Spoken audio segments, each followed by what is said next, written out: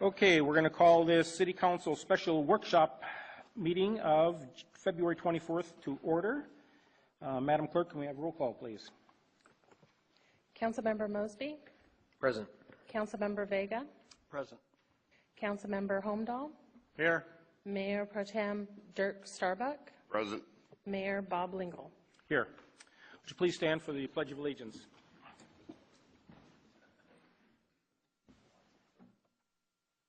Allegiance to the flag of the United States of America and to the republic for which it stands, one nation, under God, indivisible, with liberty and justice for all.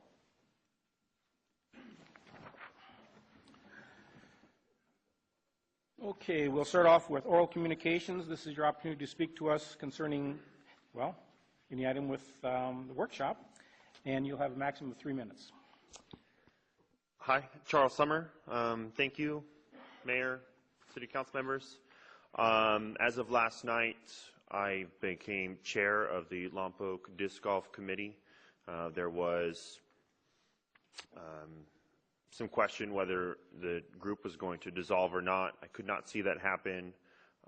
Myself, my brother, and a few other members decided to rejoin, added some more members, and we look forward to working with the city again like we did the first time a few years ago. The city gave us some money to expand the current disc golf course that still stands at Beatty Park. I know that lots of things come to the city. You see them come and go. There's some interest. It sort of fizzles out.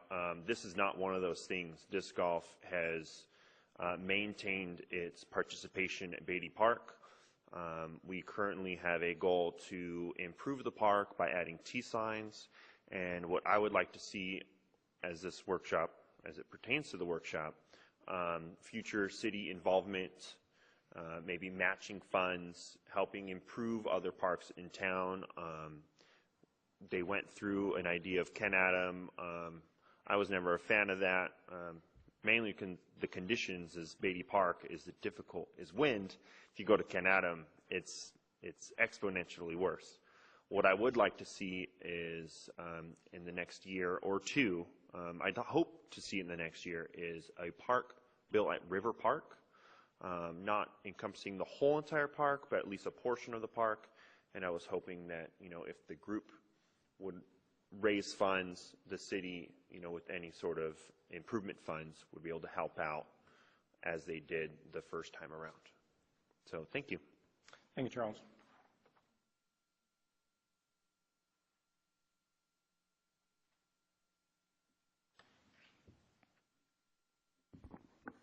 Good evening, Mayor, Council members. John Lynn, Lompoc resident. Four thoughts on my agenda.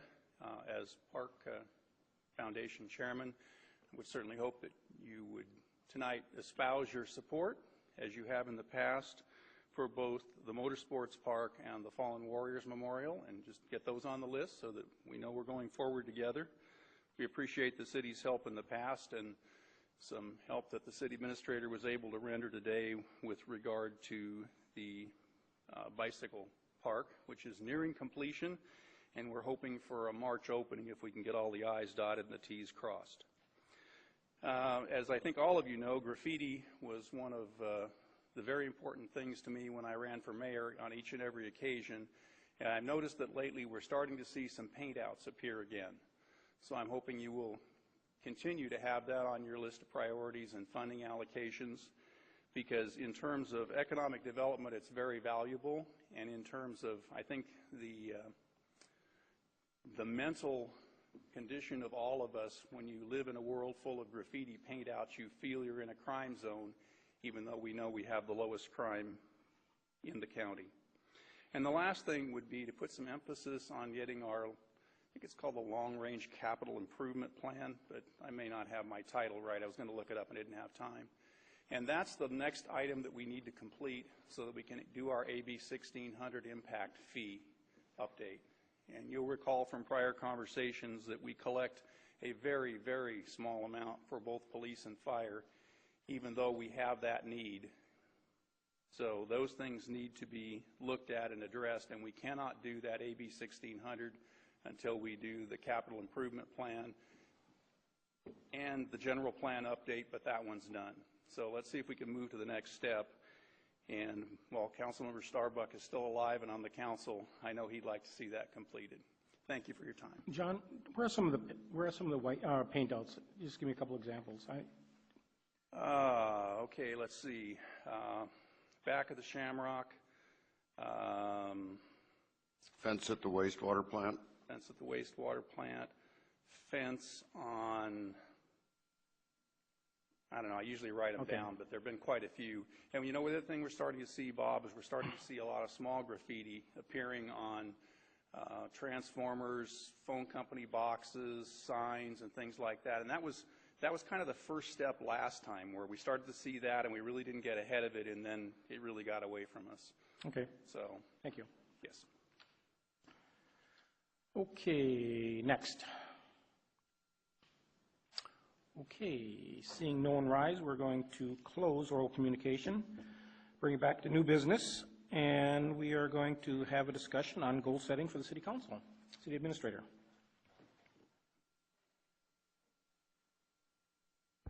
Thank you, Mayor and council members and members of the public. The purpose of tonight's workshop is to pull from you and get an idea of exactly where our priorities sit. I've included in the flip chart to my right the current priorities as they exist, and I'm going to talk and walk through that a little bit. But the past council had met and organized and developed their priorities, and now that we've got a new mixture of folks and we've got a new budget cycle that we're planning for, I think it's important for us to re-poll, get an idea of where priorities are, if we're going to reinforce and reaffirm the existing priorities, or if we had other priorities we wanted to put in the mix, or we reformulate things. I recognize that as a city, we are involved in hundreds and hundreds of different activities and undertaking. And so in setting priorities, we're not talking about limiting the number of things we'll do and setting aside other things that we won't do necessarily. But this does help to provide a guidance, if you will, in terms of priorities. If we get down to where, as I anticipate, if you were to look at the number of all the requests that are made, all the needs that are described, all the budgetary requests that are coming from the various departments and from organizations out in the community, and we add all that up, the simple fact is the numbers, the dollar amounts for those things exceed our forecast revenue. And so we could, one approach is to get a conceptual idea of where priorities are, and we can work through a process that helps pare that down quite a bit so that we are bringing to you a budget presentation, a budget proposal that fits within the anticipated revenues and at the same time reflects what your priorities are there as stated. It helps me as an individual to make some decisions when will find myself caught between, do we do A or do we do B? But other times it's just a matter of maybe degrees of importance and where are we putting more effort and where are we just doing a normal effort as opposed to an extraordinary effort. One thing I've learned over the years is it's easy in setting priorities to set so many priorities you no longer have priorities. I worked for a few different mayors over the year in straw mayor form of government, and I remember one mayor who was very concise in his vision, and he had 3 items that were his priority, and he could very clearly state A, B, and C. And I had another mayor who was a dynamic and hyperactive thinker, And I think at one point I saw on the wall 87 different number one priorities. When you have that many priorities, I would suggest you have no priorities. So what we're trying to do here is establish priorities. You know, usually organizationally, you're trying to keep that as a pretty small nucleus. It's around maybe 3 to 5 items. You may fudge a little more or a little less, but basically that's the handful. And again, it's not to say we're not doing the hundreds or thousands of other things that we have to do. It just means we're going to focus mostly on these things. And so that's sort of big picture of what I hope we accomplish tonight in this workshop. In addition, I'd like to spend some time, though, revisiting what we've listed as priorities. Coming into the organization a little over a year ago, read and saw the priorities, read through them, and I would have characterized some of these items that are listed here a little differently than as we as an organization had done that, and I'll be discussing that as well. But even, I think more important than that, is once we've identified where the priorities are, I'd like to drill down a little more. Priorities can be stated, as many of these are, in very general subject terms, but I'd like to see if we can get a little more focus within these subject areas that we consider to be our priorities and understand exactly what we want to focus on in that regard. And we'll talk about that. And maybe to the point that we drill down and develop some actual goals in there if we have time to do that on one or more of these, where we can call out specific, even project level things that we want to accomplish. So that's a little overview of what I hope we are able to get through tonight. So before I proceed with the actual writing on the paper here, is there any questions thus far on what my thoughts are for the evening, or do you have other things you might want to include? A couple of the items there, you have asterisks by several of them. Right. Can I ask what the asterisks are for? Sure. The existing set of priorities, as they were presented to me as I came into the organization, there were 6 items. And I identified 3 of those as actually being priorities. And 2 of them I'd normally identify as being values. And 1 of them I don't know what to do with. So if we're ready to proceed on, I don't know if anybody else has any other things they're looking to accomplish tonight, but I can talk about those. As you can see, our existing, step this back just a bit. The existing set of current priorities include economic development and jobs as a group, public safety, efficiencies, accountability and transparency, code enforcement / graffiti, and then miscellaneous.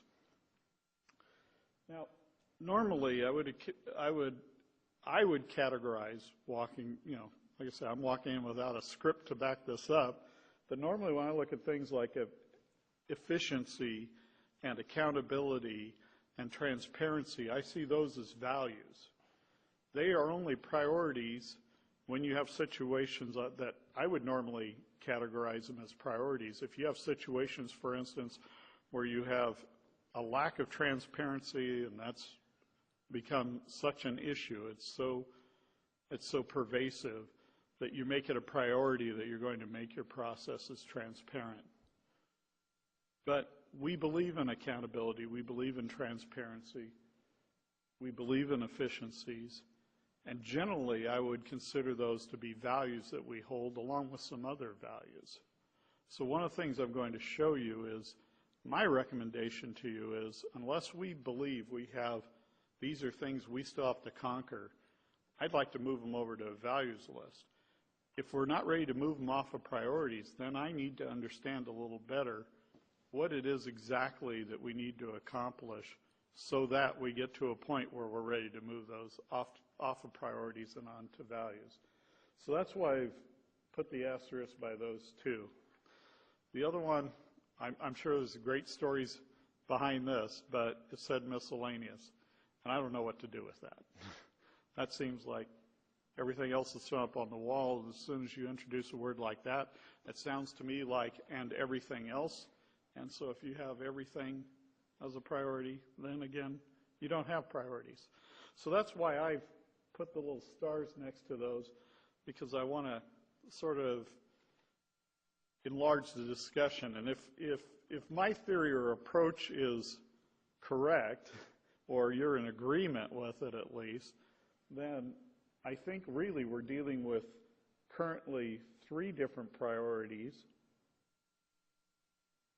And I'd be looking to see whether these are still the 3 most important things to you, and we can vet through that, or if we have other things we want to put in the mix as well, or replace, or whatever. So that might be a good place to start some discussion. And while, if anybody has an opening comment in that regard or on that thought, I'm going to tear off this sheet and stick it up over here. Maybe it's a little more to see, because I don't have anything else to write on here right now. We have other sheets where we'll be writing on. But I would really like some feedback as to whether we're comfortable with having that priority, or can we switch that over to a value? Councilmember Mosby. And I'll agree efficiencies and accountability, transparency are values, but I think they're directly, I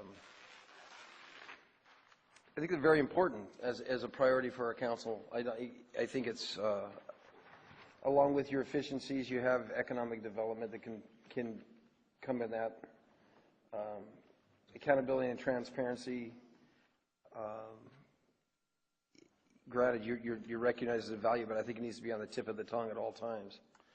Sure, and so I guess what I'm looking for is a way to categorize how we keep it on the tip of our tongue, because it certainly is a... Well, I think in the number of the conversations I've had with you over the year plus when I came in, I think those were some of the points that I presented to you, items that I'd come across as utility commissioner, and we found a number of those efficiencies.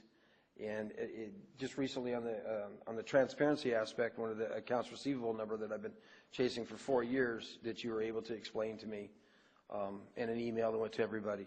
That was one, it took me 4 years to get that one recognized. So on the sake of transparency, that's another item I think we need to always keep pushing forward. Some things happen that's not because people are trying to hide them, but it's things that it's overwhelming. And today when I saw you in your office, I know you were overwhelmed with a lot of things that are coming down. And those are very, very important, probably 2 of my priorities that I see that I'm always coming across. People are bringing it to my attention. Then I'm bringing it, I'm asking questions to try to make sure that we stay on top of those. And granted, I think values are very important. Maybe you don't seem as quite as tangible as economic development, but they are very, very important.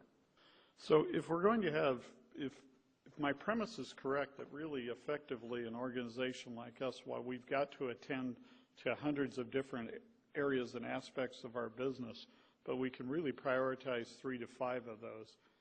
If these other issues we're talking about that are values that I think we all agree we hold very dear, if we want them to also occupy spots on priority lists, though, then they are necessarily being priorities over other things that are not going to be held as highly.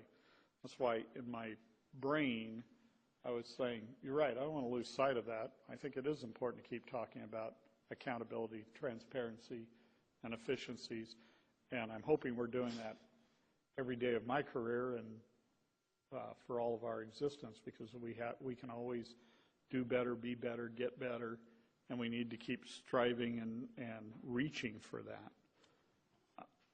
However, if there's a practical application here, I'm trying to understand priorities, because again, I'm going to have to make some budgetary decisions. I'd like to have that with an understanding of where your priorities lie, and some of those things are going to be non-economic. They're not necessarily budget sortation issues as much as they are the values. So they drive the selection of what we do and particularly how we do it.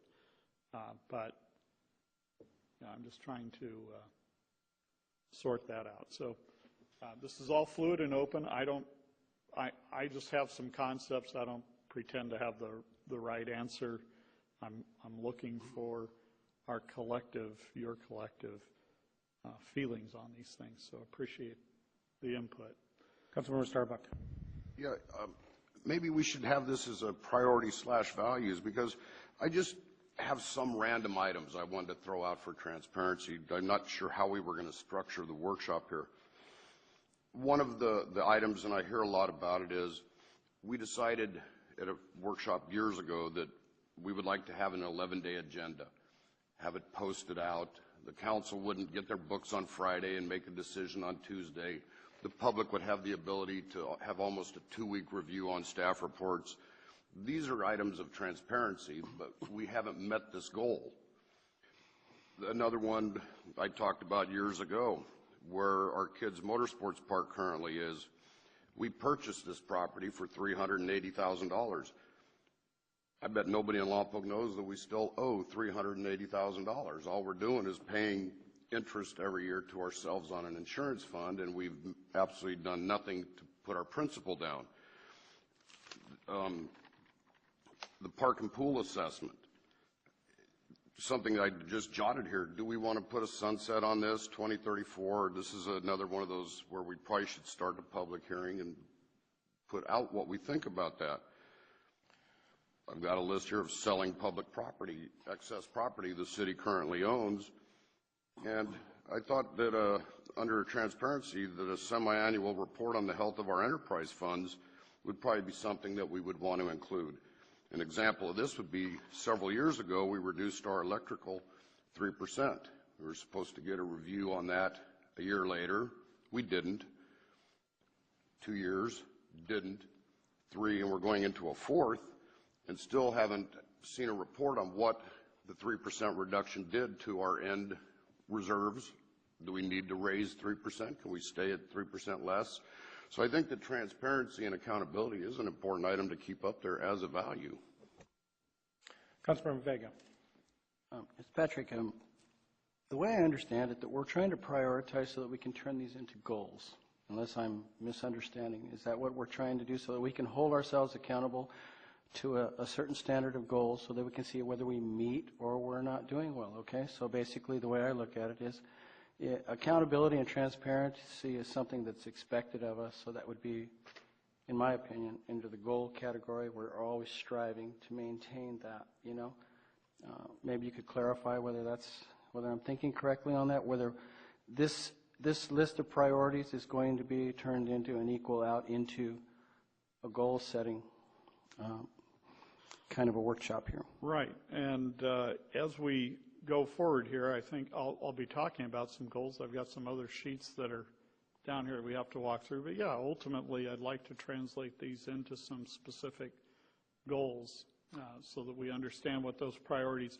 I think goals are the way that you give voice, clarity, specificity to what your priorities are, and you sort of bring those down to objectives and focus areas I like better. That, you know, if I'll walk it through here, but if public safety is a priority, what about public safety are we particularly wanting to focus on?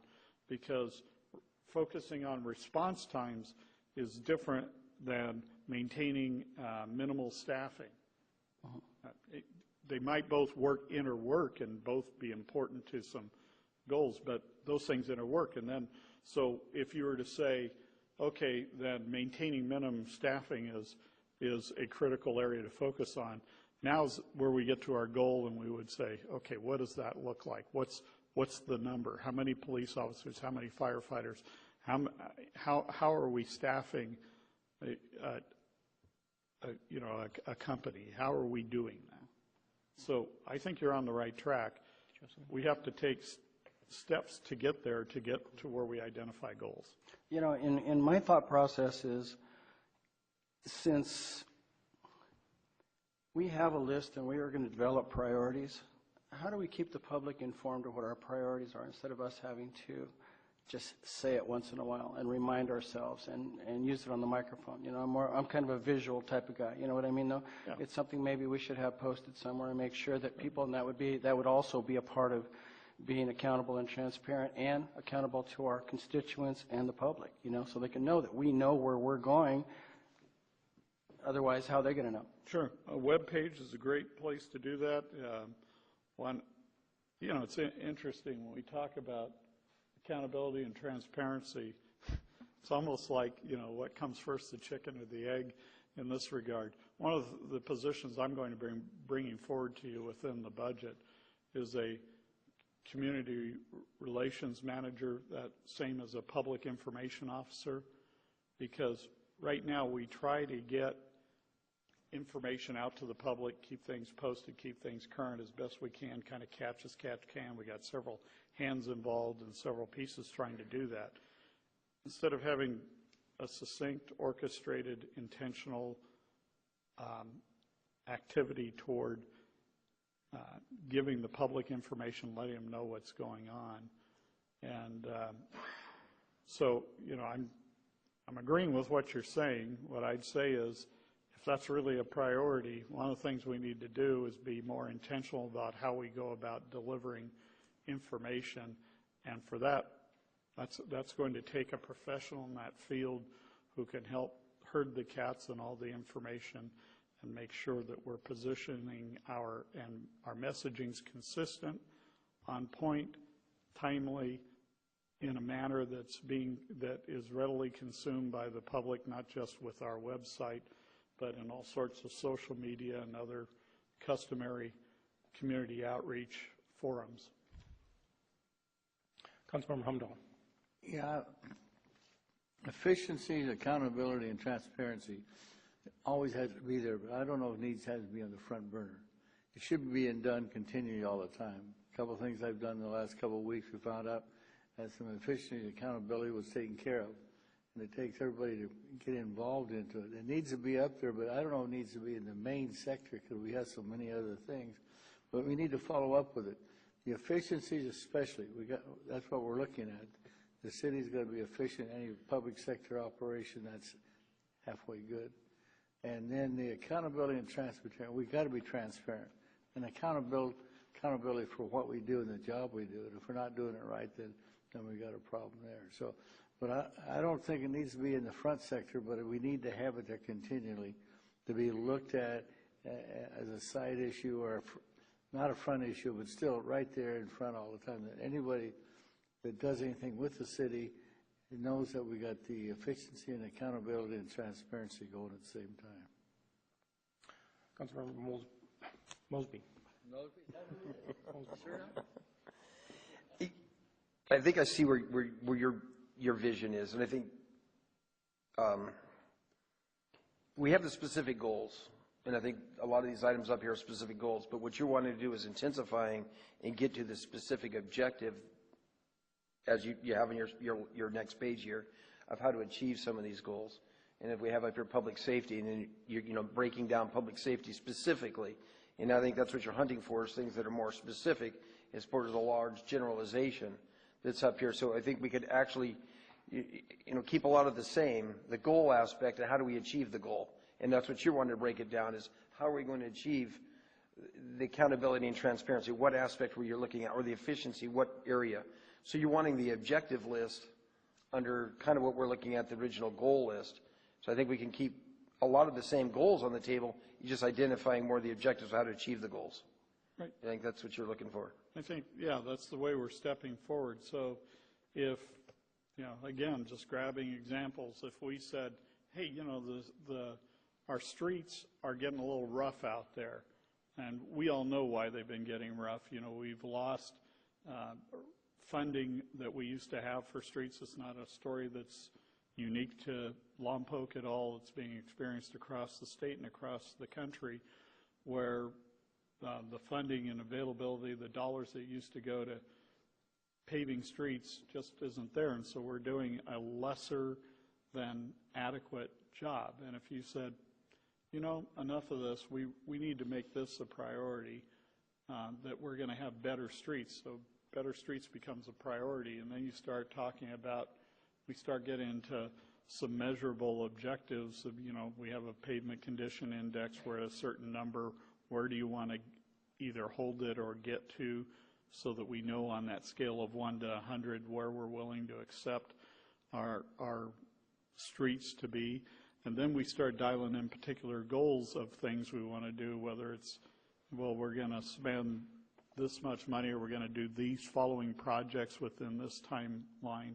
We've got ways to take this concept about, hey, I'd like better streets, and if that's a priority, putting that into an action plan that does involve some goals, that does involve some performance metrics, and we'll be able to all come back in 2 years and be able to tell were we successful or not in achieving what we were trying to accomplish in that regard.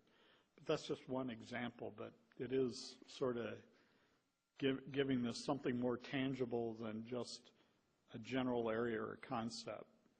Because if, for instance, public safety is a good example, if we just say, yeah, public safety is a priority, I'm still not sure what that means. You know, and so I'd like to guide you on giving voice to what that means to you. How do you know you've got improved public safety when you see it? How do you know? Does that mean crime numbers improve? Does that mean we get there faster? Does it mean less homes burned down? Does it mean, what does that mean? And we need, through the course of this evening and maybe with other sessions or other times in other council meetings, need to sort of put some meat onto the bone to understand what we're looking for, where we want to go first. And remember, I'm just trying to lay out a 2-year plan right now. None of these are like committing us for a lifetime. For some of the things we say, wow, I've got 30 things that I think we need to do that are very important. I realize we're not going to get them done in 2 years. So the ones that are the most important, here are our priorities right now for this cycle. Let's focus on those. And we'll call these other things some unmet needs that we still want to accomplish, but we recognize we're only going to be able to take a couple steps in that direction on those things over the next couple of years, and we're really planning those out a little farther. Okay, so talking about accomplishing something, does anyone have a problem with taking miscellaneous off the priority list? All right, so we've accomplished something already. Hey. Now, let me just give you a shot. I think what I'm hearing, I don't think we're going to get rid of public safety as a priority. I think it's a consensus we're going to leave that. But would this be sort of narrowing it down? Our fire chief recently spent a lot of time and effort into developing a fire department master plan. If under public safety, one of our priorities was we make sure that we concentrate on the master plan and making sure that that does not get put on a shelf someplace, that we always keep this on the front burner. And I think it's a 5-year master plan. Is that right, Chief?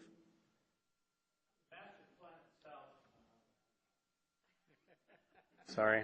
Punch it up. The master plan itself actually doesn't have years on it.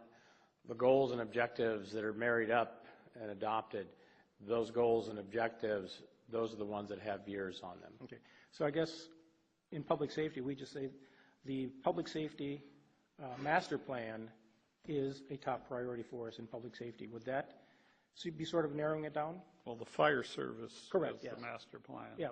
So that would be one example of carrying out and upholding that master plan could be a focus area, and then we get into specific goals. So for instance, as we've discussed at the last council meeting at length, having adequate facilities is a component of that.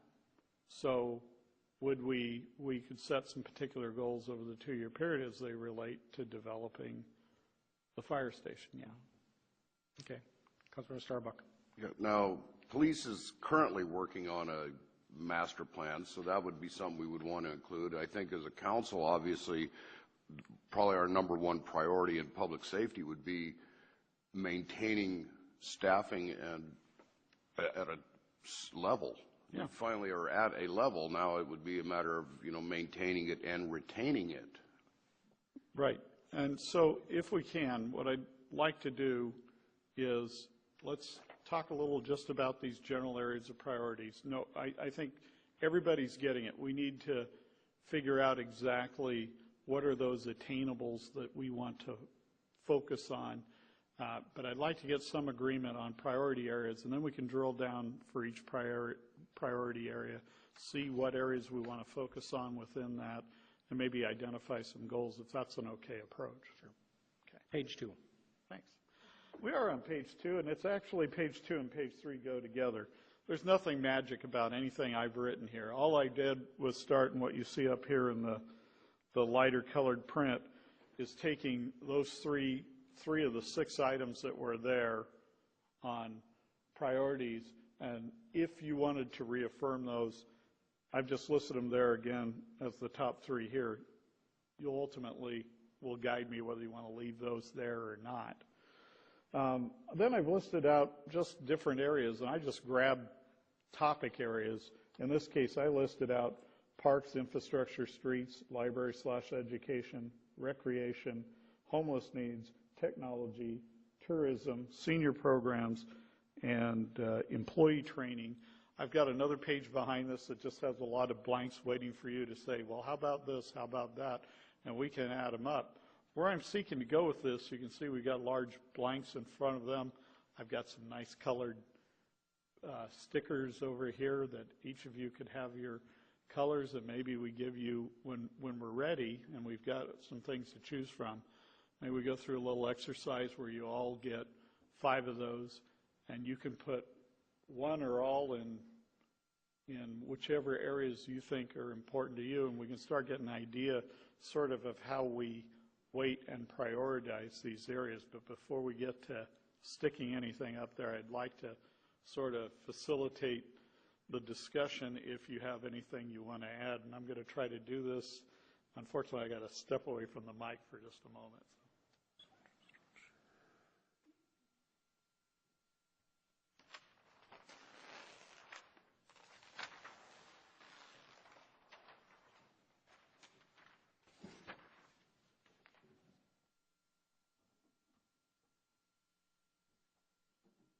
So like I said, I had listed some things up there, nothing magical about any of that.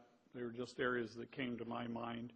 I know we've addressed at one point or another, but do you have other areas that might be potential priorities to you that you'd like to see added to the list that we ultimately will be putting our stickers up and deciding whether we want to add them or not?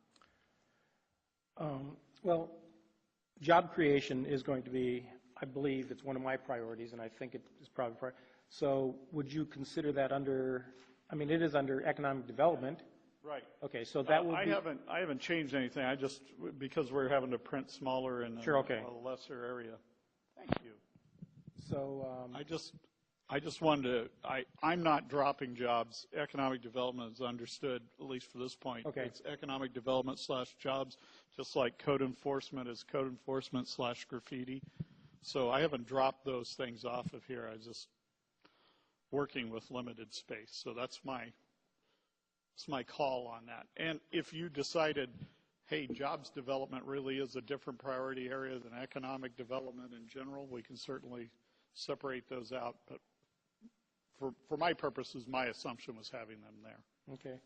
And then just for clarification, you have parks on there. I can see, under parks, I can see different categories of importance. For instance, for myself, Ryan Park being our flagship park, to me, it probably has more emphasis and should be a higher priority than Ken Adam Park. Even though there's nothing wrong with Ken Adam Park, don't get me wrong. But Ryan Park being what really is a bread and butter of our park system, so would we categorize parks underneath there, or what we want to do with parks? How do you... I think we can drill down into parks, but like, for instance, one of the reasons that first came to mind to me was in addition to you being gracious enough to give me a set of priorities when I came in the door, there was also a set of projects, a list of projects to be accomplished, and the vast majority of those things were things at parks, and yet I didn't see anything up here that said parks were a priority, and so, you know, there was a bit of a paradox for me. definitely, if we decide, well, parks are a priority, then we're going to drill in and say, well, what are the focus areas? And it's fair game at that point to say, Ryan Park is a high activity location for us. A lot of community events, a lot of things where we draw people from not only within the valley, but in some extents outside of the valley. Having that thing in tip-top shape, which it is not, becomes important for us. And so that's our focus area, is improving Ryan Park under a priority in general of parks. In that case, we'd be improving Ryan Park, and we'd start listing the particular goals. If it was reseeding and getting gopher wire down, replacing the walking trail, redoing the parking lot, overhauling the tennis courts, whatever's involved there, we could start talking about those particular goals when it comes time to do that. Okay.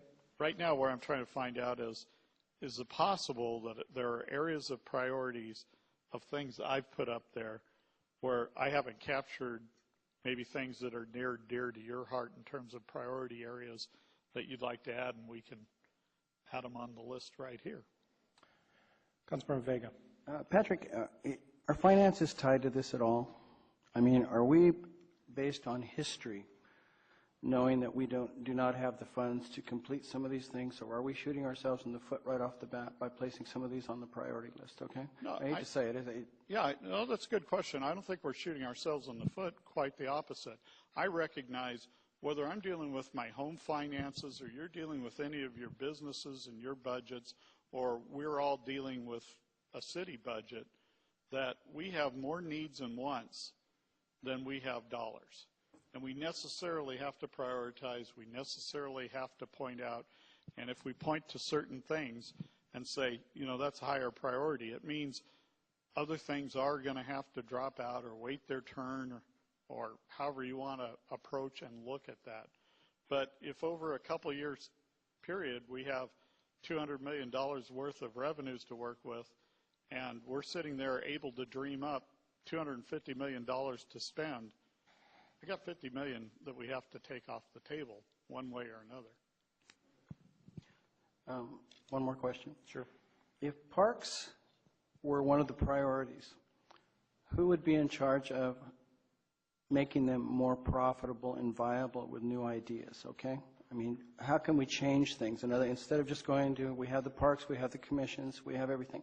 How do we put these minds together to generate more income so that we, say for instance, we wanted to put batting cages in one of these parks and charge money, okay? Who would be in charge of this to make sure that we obtain our goal, okay? These are new ideas that no one's approached probably. Ultimately, you and I are the people most responsible, and I take personal responsibility for anything that you're going to lay out and have as a priority. So if you're listening as a priority, I'm going to get real close and involved. I don't know if my colleagues always like to hear that when I get real close and involved, but I will on a number of the projects that you can consider to be of your most important and greatest priority. I got it close. I think I lost the batteries. Okay. Does anyone have anything that we'd like to add to the list that, other than Councilmember Starbuck? Yeah, okay. Councilmember Starbuck, go ahead. One of the things I'd like to suggest, and it was brought up earlier on public comment actually, is our fee study. I feel that this is something that needs to be a council priority that staff needs to get done. The whole capital improvement, we've accomplished nothing on the old capital improvement plan. It should be a fairly easy update for us to do, which will lead us into the AB 1600 prior to development occurring here. That brings me into another item that I think would be parallel to it, and that is a discussion on the business tax for 2016. Do we want to go ahead as a council, put this on a ballot? What is the recommendation? What should we do with that? We talked about it in June, and we've done nothing since then. So I personally think that these are items that we as a council need to talk about and have on there as a priority.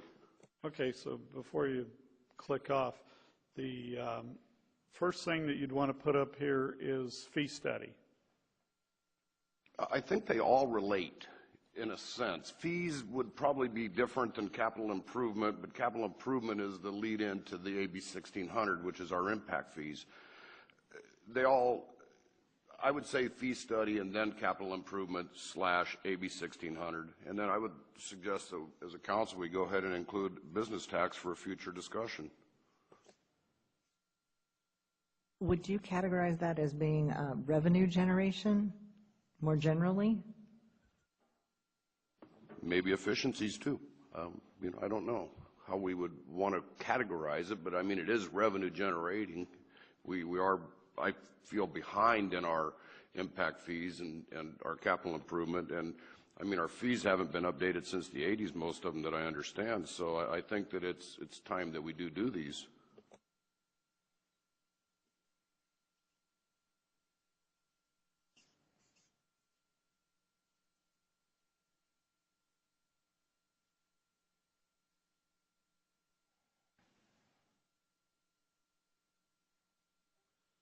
So I've sort of boxed together fee studies in general that we want to bring all those up to speed, whether they're for ultimately our master fee study in general and specifically our impact fees are what you're talking about. And to get the impact fees, we'd also need this capital improvement plan in place.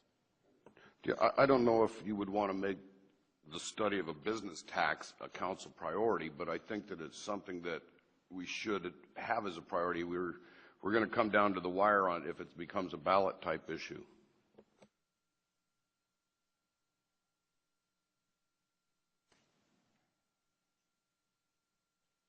Yeah, I think what Ms. Gallivan said, talking about it's a certain area of revenue generation, so that's why I'm putting them together, because I think you're right. If we're going to go after that, we kind of have to go for the whole set as well, rather than cherry picking that stuff. So,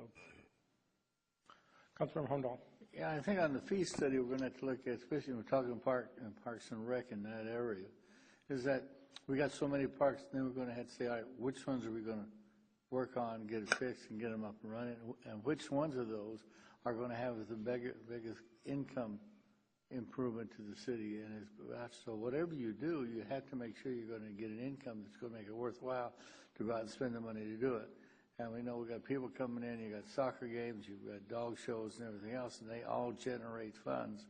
We got to look at what parts and what we've been talking about needs to be done, but I think we got to look at it on how that cost and the income that comes off it is going to go back to make the pay. And we can't do them all at one time. Yeah. And so we have to prioritize which parks we go to work at. And Patrick, I don't know, I'd like to see you put it down there. We can see what we want to do with it, but I'd like to have marketing there, so we can just talk a little bit about marketing, both marketing the city and also our major venues. The dog show and the flower festival, the wine industry, the bike criterion. So how we go about market, that probably flows right into economic development, obviously, but it's just we can discuss that. I'm probably going to add one that Sure. I noticed I didn't put up there, and it's just housing and down payment assistance programs. Good. Okay, and then what I want to do is, if nothing else with the council, I'm going to give the public another opportunity. You may have something out there that we're missing, so I'm going to give the public, if you can just come up to the microphone and if you have one or two things you'd like to, we're not going to turn the timer on you. It's just if you have something you'd like to address.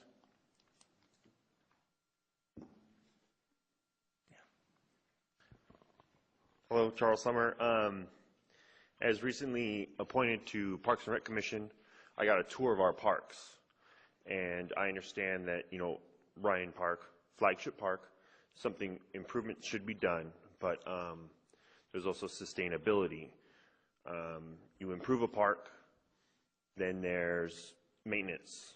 Now, does park have the staff and funding to maintain these parks? One thing that I did see, we put all that money into JM Park, improved the fields, but I don't think there's staff to upkeep those fields to the point where they just relayed some more sod. I drove by today, and you sell spots on the fields probably for Little League, but then I see weeds growing, covering up those signs. And as far as Rain Park goes, we go out, we weigh, okay, so we have the Flower Festival, we have the Spring Arts Festival, we have the dog show, we're going to have the AIDS bike ride coming through town, they rent the park. Now, if we go and resaw and we put gopher wire, we improve the walking trail, we do the arch, are those going to impact rental fees for the park per day? Obviously, the Lompoc Valley Festival Association would want to say in that, well, if you're going to improve it and raise prices, how much are the prices going to go up? Is it financially sustainable for us if you raise those fees? And then on the other side, I'm partial towards sports. We rent the softball fields out probably more than the main portion of the park. Then we talk about, well, do we resaw those? There's 2 fields, one's being used mostly, the other one is in bad shape. I see those as more financially sustainable, where you improve that, you're renting it year-round for the softball, co-ed, whatever the groups are, and that is another, if you do it, do you raise those fees? So, I mean, I see that you have your priorities. And then another thing on these other ones, although the public is nice to think of homeless needs, tourism, senior programs, employee training, but I feel that there's also things the private sector could do to accomplish that rather than a city. So I would, on those 4, I would probably put those lower on the list versus, parks, streets, infrastructure, library, everything else. Thank you. Thank you, Charles. You're going to make me turn the timer on from now on. Oh, sorry. Yeah. Okay, yeah. So remember, just try to keep it concise. If there's something not on the list that we forgot. Mr. Lynn. Just with regard to marketing, tomorrow the Lompoc Tourism Improvement District, I'm not going to remember their logo, is having their coming out party. And they will be doing a tremendous amount of marketing for the city as a whole and for our specific events. So that's coming along and at no cost to the city. I think on the issue of transparency, perhaps you might adopt public participation as the goal. And the result of that would be to improve transparency so that the public could participate in both council and commissions and committees. And that might solve that problem. I personally would hate to see that taken off our list of objectives. Obviously, Patrick's not privy to things that went down many years ago, but surely that's been a concern for all of us. With regard to the park, the new grass, one of the things that we weren't able to do there because of money was put a mow strip in to separate the old grass from the new grass. So it's an example of we got 90% of the job done, but we fell short at the last 10%. And we probably could have used impact fees for that because that would have been an improvement. Changing the grass could not have been done with impact fees. Some of the things that could be done at parks could be done with impact fees. The other thing that we might want to think about as a council is tempering our impact fees based on the number of people that an event brings in. So an event that brings in a really large number of people might pay a lower use fee because of the amount of transit occupancy tax and sales tax that we're going to see from the attendees. Thank you. Thank you.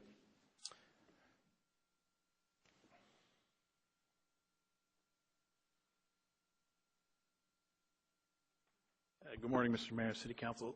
2 things. One on... What's your name? Steve Pepe. Thank you. One thing on the priorities, there's a disconnect that occurs. You set priorities, and they're not going out to the commissions, boards, and committees. Even though economic development is our #1 priority, the Economic Development Committee has been to a number of boards, commissions, and commissions, and when you raise that issue, you get blank stares. So I think one of the things you need to do is once you separate your priorities, is you've then got to set them out to all of the various agencies that deal with them. The second item is zoning. I know it's going to be studied, and I know there's an RFQ out there, but the zoning we have in Lompoc is really 1950s. It's built on stereotypes and profiles that don't exist. We've got 16 zones. Buellton has 8. We got 10% unemployment. Buellton's got 4. We have a zone for convenience centers. Every gas station and every liquor store is a convenience center. And so the thought is we're going to modernize our zoning. It's like even Steve Jobs couldn't take a touch-tone phone and make it into an iPhone. And our zoning is a touch-tone. And you really need to get the word out. And it hurts us. We lost Terravant, an Avant restaurant, because of our zoning. And there are other things that are occurring. So I know it's going to be studied, and I know it's going to come back to you, but the place to make it happen is at the Planning Commission, not that they then do their work. It then comes back to you, and you say, oops, you didn't do it right because you weren't paying attention. It has a big impact, and we really need to address it. Thank you. Thank you.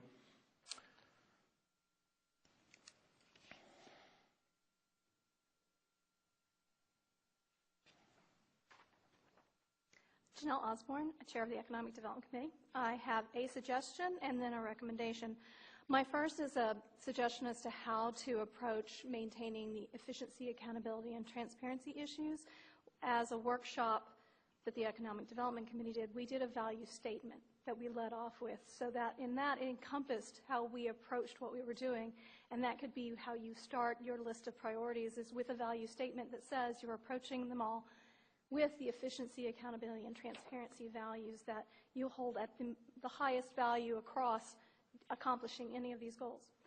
As part of those priorities that you're looking to set, from the Economic Development Committee's viewpoint, there are 2 major issues. One is marketing.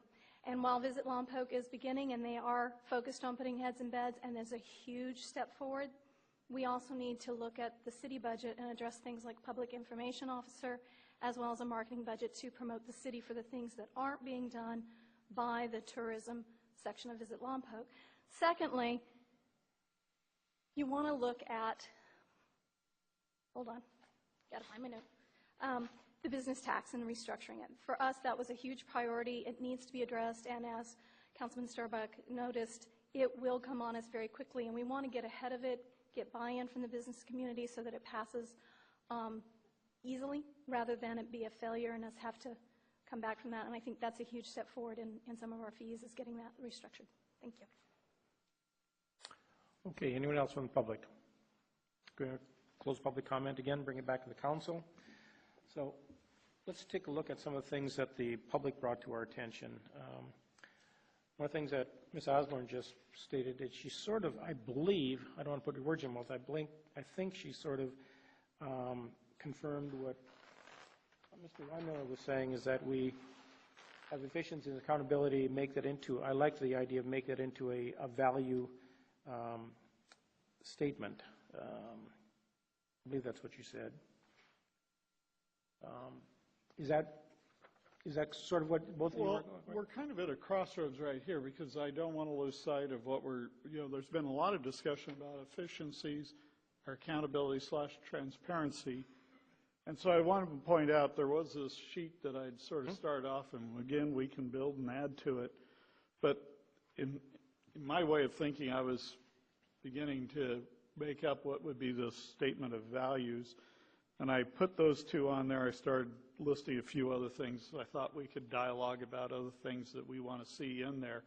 But I think we're at an important crossroads that if we want to leave it on priorities, I should probably be listing it up here. If those are things you're going to want to sort of vote on, I'd gladly add them there, and we can work on them both angles.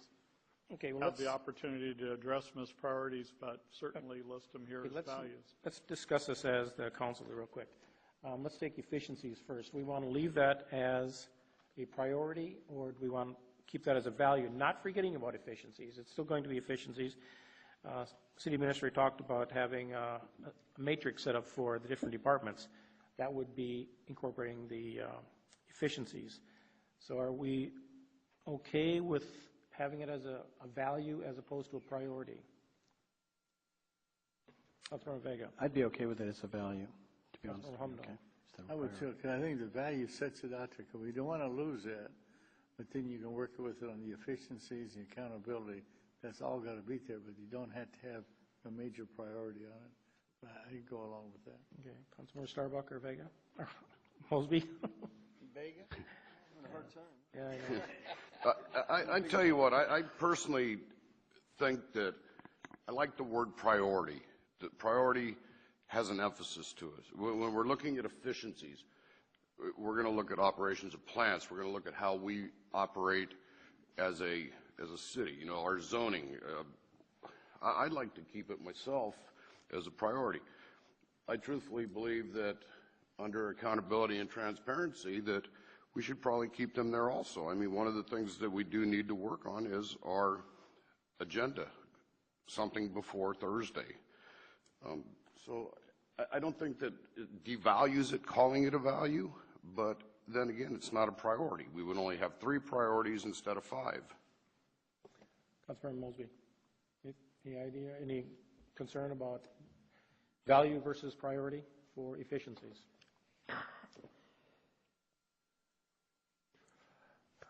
I mean, I think they're kind of the top of the pyramid of goals that are there. And again, breaking it down, because what you're trying to do is come down to specific objectives. He's got his list over here. You're talking about doing, you know, I think that's what he's looking for is the next thing. Okay, parks. What are we going to do in parks? Which park? So those are the objectives below some of the goals. You know, I still think, granted, that value can be a goal, and I think it's very important that these values stay as a priority in the goals. When we're talking about these things, it's on the tip of our tongue. When we're talking about putting screen under the grass in one of these parks, we figure out the most efficient way to do it. Is it more efficient to do 5 acres or 1 acre, or what do we do? I mean, efficiency has to be the goal in there, and then you can have your list of specific objectives. Okay.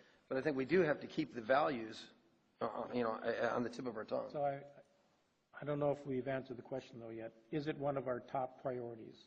Well, remembering my plan is to give you all some tags to go put up on any list. So I've added them to the, if you will, the ballot over here. Okay. And because I'm hearing some people think it should be on the list. And then by your placement of how you sort of emphasize these various groups, I think there will probably come to some natural number of things that we're going to be calling priorities. Okay. If I could, I wanted to respond to just a couple things that have been mentioned various times. First, Mr. Summers said something that I think it bears sort of reinforcing, and that is anytime we start talking about building something, whether it's a park, a fire station, a police command center, whatever we're talking about building, we have to make sure that we can't just afford to purchase the item to build it. We have to be able to afford to own it, to maintain it. And that's a disconnect that's gone on not only here, but I can tell you any number of locations. And so typically if someone's bringing a new capital project to me, I'm also asking them to bring an operating budget. I think the Chief Latipow can testify that that was certainly true in the case of that particular capital project that he's bringing forward, but that's true across the board anytime we're talking about a capital project. So I just wanted to emphasize and echo that that's an important thing. That doesn't do any good for us to build things that then we don't properly maintain. Secondly, on the issue about, as it relates to transparency and the timing of things like agendas coming out, I recognize we as staff can certainly do a better job of getting things done timely to where we get everything posted on time. I will say there have been times things have been brought to me. I'm not saying this to throw anyone under the bus. I'll take responsibility for the timing of when this comes out, but the fact is there have been concepts brought to me by council members after the deadline for posting that they feel absolutely needs to be on the next agenda, and I have obliged, and perhaps I have erred in doing that. So as we have this discussion, part of what's going to deliver, for instance, an issue like making sure those agendas are more than just the legal requirement of posting, but they have this added extra advanced timeline that we want to post. If we want that enforced, I will make that a priority, but it also means that we may be losing out. Sometimes we learn about grant opportunities, for instance, and we learn about it with 2 days to turn, with a week or two's time to be able to turn something around. And so I'm just highlighting that because generally, sometimes we haven't had great reasons for not making that deadline that we've self-imposed, and sometimes it's been for very good reason that we haven't done that. But if we're going to be stark, if it's that important that be the cutoff time, we can certainly impose that. And I'll certainly hold myself and my colleagues accountable for those things that are within our control in that regard. Okay. Several people have mentioned both business tax and then also the modification of the zoning ordinance. So how do we get those issues addressed in setting our priorities? Because I think they are two very important issues. Modification of the zoning ordinance and also taking another look at the business tax. Back over here. Well, up here under fee studies, I put fee studies / tax rates. So I understand I'm grouping business tax and other things can be up there as a priority area, and then we can drill down into exactly what we want to address if that's one of those priorities we want to give greater voice to. But I'll certainly add the zoning issue up here. Okay, good. Okay.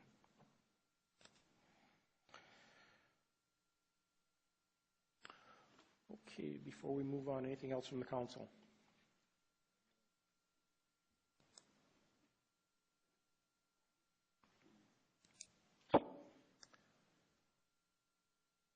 Page 3.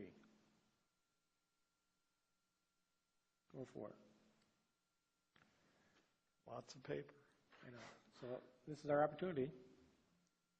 And I'm happy that we've got public here. So if something comes to you, just raise your hand. We want you to participate. Councilmember Starbuck. I know we're currently working on it, but I think that it should be one of our priorities, and it falls under several items here: efficiencies, technology, et cetera. But our ability to use our current computer that the city has, I'll put it in the layman term that most people's concern is the ability to pay bills online. What are we doing? The council really doesn't know. We kind of hear. I'm not a techie that can understand some of the things that I'm reading on it, but I think that might be something we want to have up there as our internal computer. Right.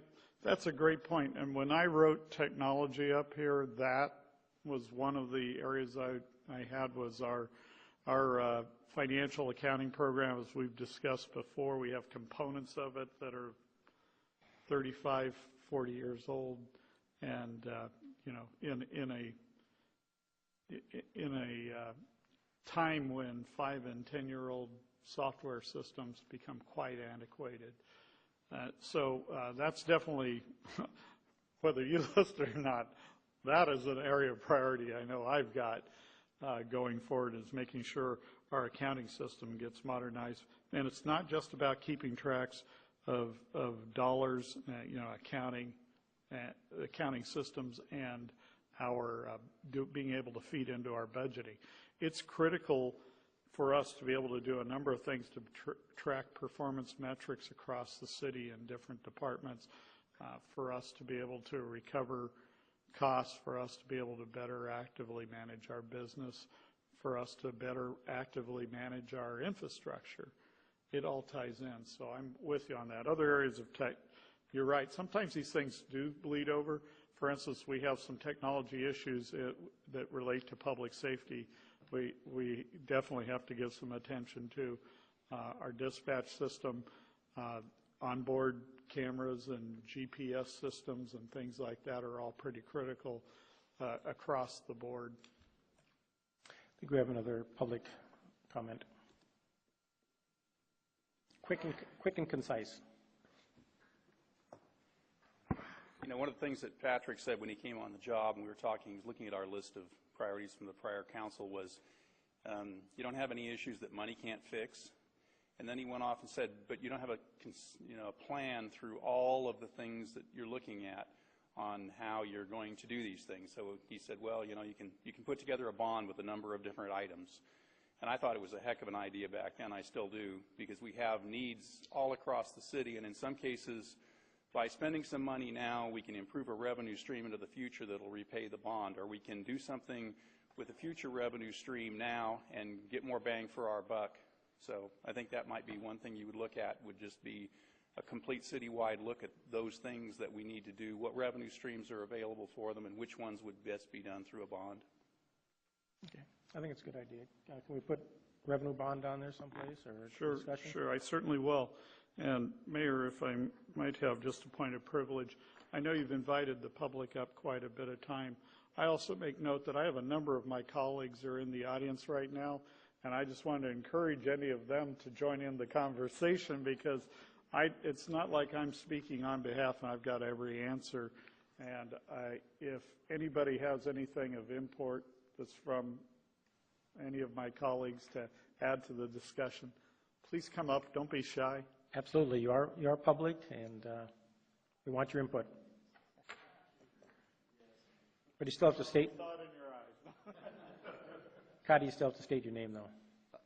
Cody Balea, business owner, City of Lompoc, and staff.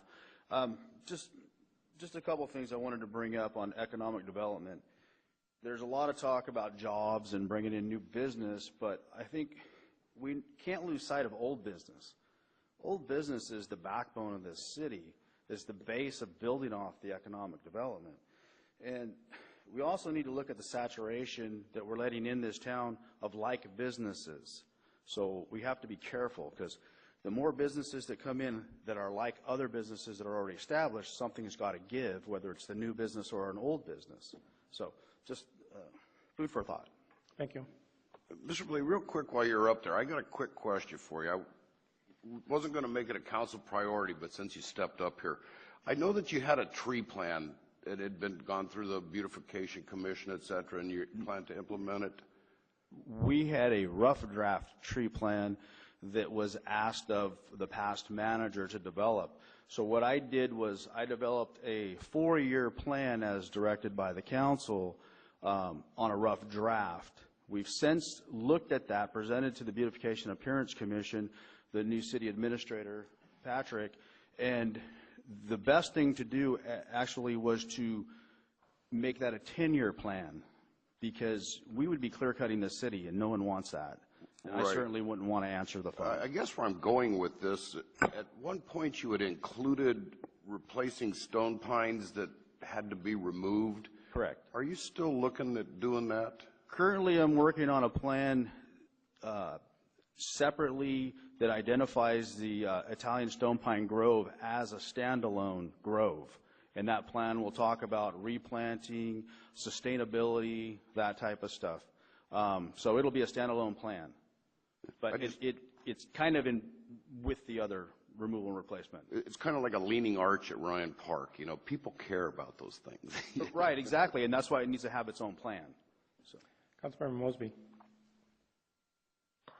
Yeah, if I can go back to technology, and Patrick and I were talking about this the other day, and how when he first came walking through the city hall, and he saw a computer had one of the old green screens on that somebody was actually using. So, you know, you're talking back from the 70s that somebody's still using out here as a tool. So, you know, quite arcane. And we also have people actually doing some of the processing out there on 3x5 cards still. Right. So there's a lot of updating. Along with improving the technology also boosts up, you can go down the list of the things that we can end up selling. If we save revenues, you have more money for parks. You can economic development for the city, for their coffers as well, and going down the list. But one of the items I wanted to key on is infrastructure. And we did it through the Utility Commission and through raising rate hikes with water and wastewater. And we did a study, we did an analysis, we raised the rates, and we're not necessarily seeing the revenues. We've kind of forced conservation, but we're not seeing the revenue values we thought we were going to see.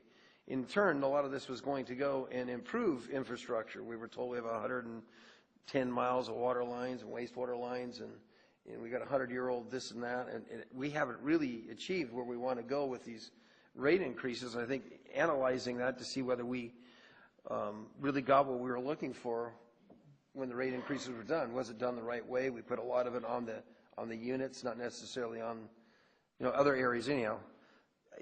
Our infrastructure, have we been forewarned? We had a long show with the Utility Commission came here and gave you some pictures of some 100-plus year water lines are sitting out there. And again, this comes down to another economic development aspect.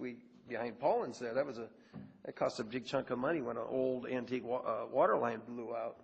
And I know there's a bunch that need to be fixed. And if we don't fix them, you were forewarned back in November, December. If we don't get these fixed, it's going to cost a lot of money, and a lot of money we probably don't have. So I think infrastructure is something we need to keep an eye on as well. So, and that was on my list too. So where is the inventory of infrastructure? Do we have that covered someplace in there? You've got infrastructure, I guess. Yeah. Right, So it is right below parks, I've okay, got so infrastructure, and I separately listed streets, although that's infrastructure as well. But sometimes it's in my mind, a specific animal that gets approached a little bit differently than we do.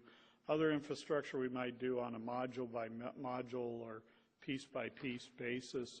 Streets ends up being a system that can't all be considered in isolation. You have to look at this entire So the system. water and wastewater would be included in that as well, that infrastructure. Right. And did we get the modification of the zoning ordinance? Did we get that on there someplace? Yes. Okay, I see that on there, okay. I've got a list here. I think I've got almost everything. Staffing, we have staffing on there do we have staffing for public safety? It's under public safety, so we'll discuss staffing when we discuss public safety. A plan for... Right. If indeed public safety ends up as one of your priority areas, we can discuss that as focus area within public safety. Okay, and then we left code enforcement on there, so I've got some questions on that, and I'll add those when we discuss that. So, anything else here? I'm just going to say that when we talk about public safety, it's both police and fire. It isn't just one and not the other. So as we look at down the road, public safety has both of those components, so the public knows that we're looking at both. Not only that, Mr. Holmdahl, I would share with you a lecture I've given many times over the last 20 years, and that is public safety definitely includes police and fire, but there are aspects of things that get done by public works and by public utilities that are as critical to public safety issues as anything our friends and colleagues in the police department and fire department do. One thing I'd point out pretty critically is if you don't have an adequate water system, it's going to render a lot of your firefighting efforts not as effective. So, when I talk public safety, I'm even talking more comprehensively. I know we classically are focusing on police and fire, but there are definitely other legs to that stool. If a wastewater treatment plant goes down, you think that'd be a public safety issue? Well, the last couple police chiefs in one city ago that I worked with, I put out a dare with the police chief there. I said he could pull all of his police off the streets at noon tomorrow, and I'll shut down the wastewater system. We'll see who gets noticed first. Okay. Anything else we want to add to this list before we go on? From staff, public, council? Moving on. Okay. So up to you on how you want to approach this. If you want to noodle on this, so let these potential choices soak in. Well, like I said, one of the things I'd like to do is to have each of you take some time, stretch your legs, get up. I'm going to hand you some stickers, and you can put them in the place where you'd like them to go. I'd like you to be free of thought that since I'd only going to hand you 5 of them, understanding it doesn't mean, like if you don't put one on employee training, I understand that's not you saying that it's not important to you. They're all important things, but we're merely trying to create priorities. If you're at a point where you'd like to do that, we can. If you'd like to give some more thought and let that filter in for a bit, we can go on and talk about some value statements in the meantime. How many stickers do we get? 5. 5? But you only have to use one if you want. You can use less, or we can limit it to 3. But on the concept, you might like to have 3 to 5 real priority areas when we're done with this. That's why I was going to give you 5. And I didn't bring any more with me than 5. 5 each. So you got 5 each. There are 25 stickers there, 5 each. Okay. How would you like to proceed? Are you ready to do that exercise, or would you like to spend some time talking values? Let's go values. Okay. Fantastic. As you can see, understanding it up here also on priorities are some of those things that we mentioned from the existing priorities. I definitely see those as values and don't want to lose sight of that. I threw some others up here besides accountability, transparency, efficiency, but I added, for starters, honesty, customer-focused, and high-value service. High-value service, in case that's not self-explanatory, my wife and I have recently gone through an extensive process shopping for a home. We did not ever intend to buy the cheapest house available in Lompoc. We were looking for the best value, what we could get at a reasonable price that was going to deliver a nice quality home at a reasonable price. That's why for me, that's a value as opposed to saying being the cheapest. Because if I'm looking to buy a house or a car, I'm not trying to buy the cheapest. I'm trying to find the best value. And that in turns what we want to deliver. So for things like there's a lot of attention that's given to utility rates, for instance. I want to make sure we're giving good value for our utility rates. I want to make sure people are getting what they're paying for, and that competitively with other areas, they're getting a great bang for the buck. Does it necessarily mean we need to be the cheapest? No, because sometimes when you're the cheapest, that is what inhibits you from being the best. But being the most expensive also does not guarantee any amount of value in and of itself. That's why why I put on there high-value service.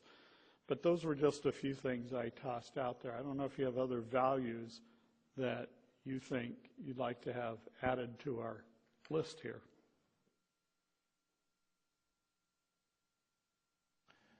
Council? I'm sorry? Well, yeah, Charter of Excellence, I think our Charter of Excellence is a value statement that we have. Okay. And I think we make sure that we don't forget the Charter of Excellence that we established several years ago.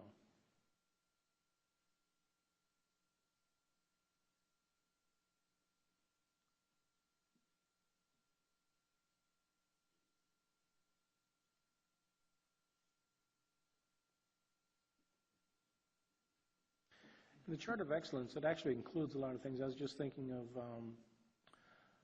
responsiveness.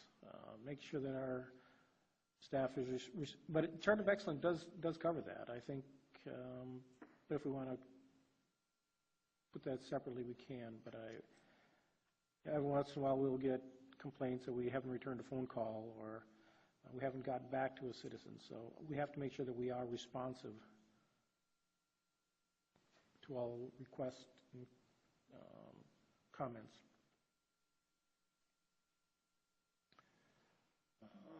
Okay, values. Public, staff, values.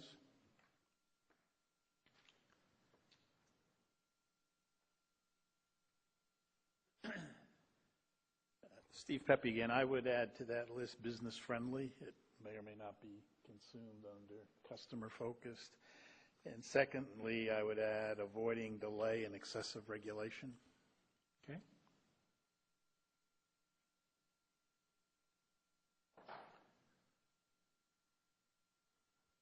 One we might want to consider is innovation. Ooh, good. Innovation. And those of you watching at home, see what you're missing? Next time we'll have next time really, maybe we have a call-in number for you, but yeah. One step at a time.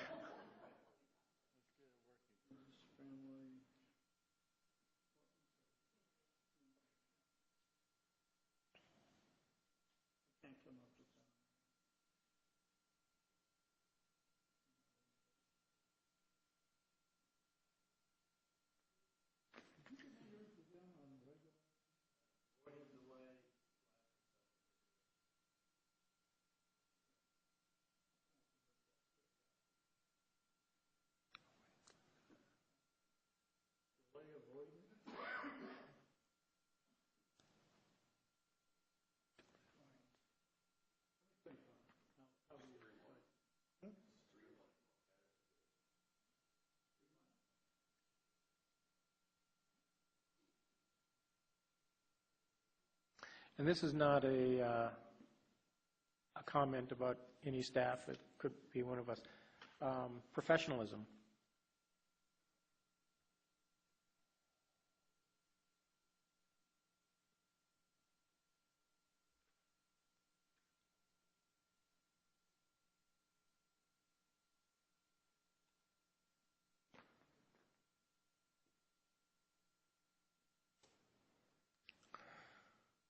So these are the starts coming.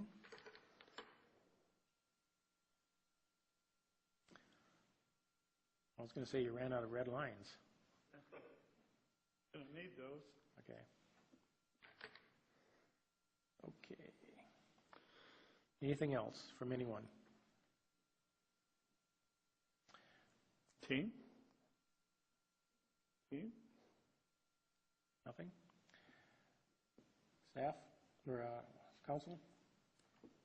Okay, let's go on. Does, let's see, 8 o'clock. Let's take a 5-minute break and we'll come back, give people time to think about this. No. Take a 5-minute break.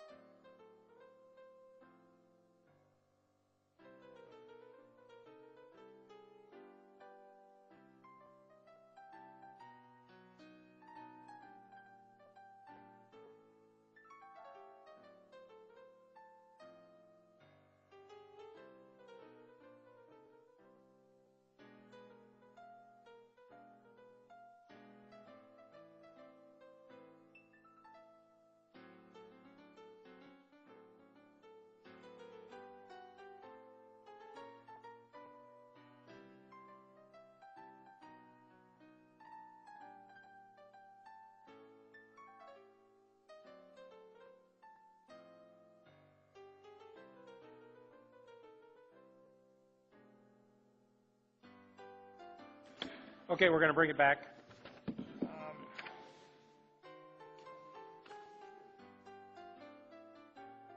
City Administrator.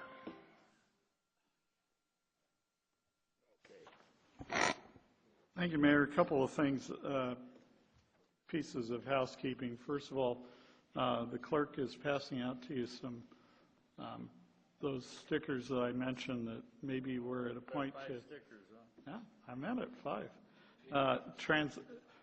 Those were meant for Mr. Mosby, but I know. We ended up having a name change, sorry. Anyway. Anyway, we're going to proceed with that shortly, but I wanted to ask our Finance and Management Services Director, Mr. Wilkie, to just sort of fill in the record on a couple of things. We had a couple questions or concerns that were expressed earlier, and I'd just like to get a couple things straightened out for the record. It's not critical to what we're doing tonight, but I'd just like to leave things a little tidier. So, I apologize for not bringing this up earlier. I was in my office doing a couple of things, and I wrote down a couple items that were mentioned in the early part of the meeting that really don't impact the discussion on what the priorities and the values are, but some of the statements I just want to clarify. Councilmember Starbuck had mentioned that the loan on the campground, we haven't been paying it down. We've had enough revenue in that utility, that enterprise fund, to start paying down. Obviously, it's going to take 30 years. We have a 30-year payment plan, but we've got 3 years of amortized payments out of the way, so it's still in the 350 range, but it's not the total amount. So, the document that said what we would do with that said that we wouldn't start paying it down until we actually had a expansion of the campground facility created. So technically we shouldn't be paying that down, but when I looked at that and just paying interest on interest, basically, where we had the wherewithal to pay it down with the revenue stream, I just thought it was it was better for the city and for the utility to utilize some of those payments to lower our debt. So another thing that that was talked about was some of the reviews of our utility rates. And yes, we have not done those reviews of the actual utility rates, but we have had reviews of the utility financials over the last, one was in May of 2013, one was May in 2014, and one in January this past year. We didn't specifically talk about the rates that were underlying those utilities, but in regards to the electric fund, what I've been tracking separately that I have not brought to you is that for the last 6 or 8 months, we're been steadily at about 95% of our rate reserve target. It's staying pretty close to what our actual cash reserves are. So it's so close to where they need to be that trying to ask for a change of 0.5% up or down probably wouldn't be necessary at this point in time.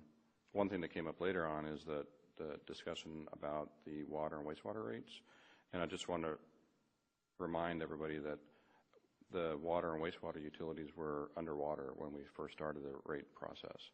The first goal of the rates that we implemented was to stop the bleeding. The second goal was to replenish our reserves. And the third and last one, which probably won't happen until the 5th year of the rate implementation, is to establish enough reserves to start doing the capital replacements of the pipes that are in the ground.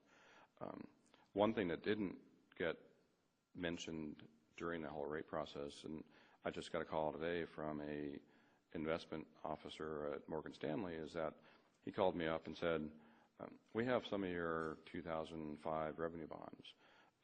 We know that it has a call feature in 2018. Are you planning on calling them in 2018?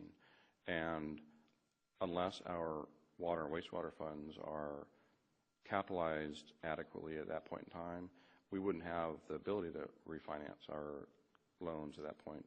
And the beneficiary of being able to refinance would be our customers, because we would be able to lower our interest costs on that debt.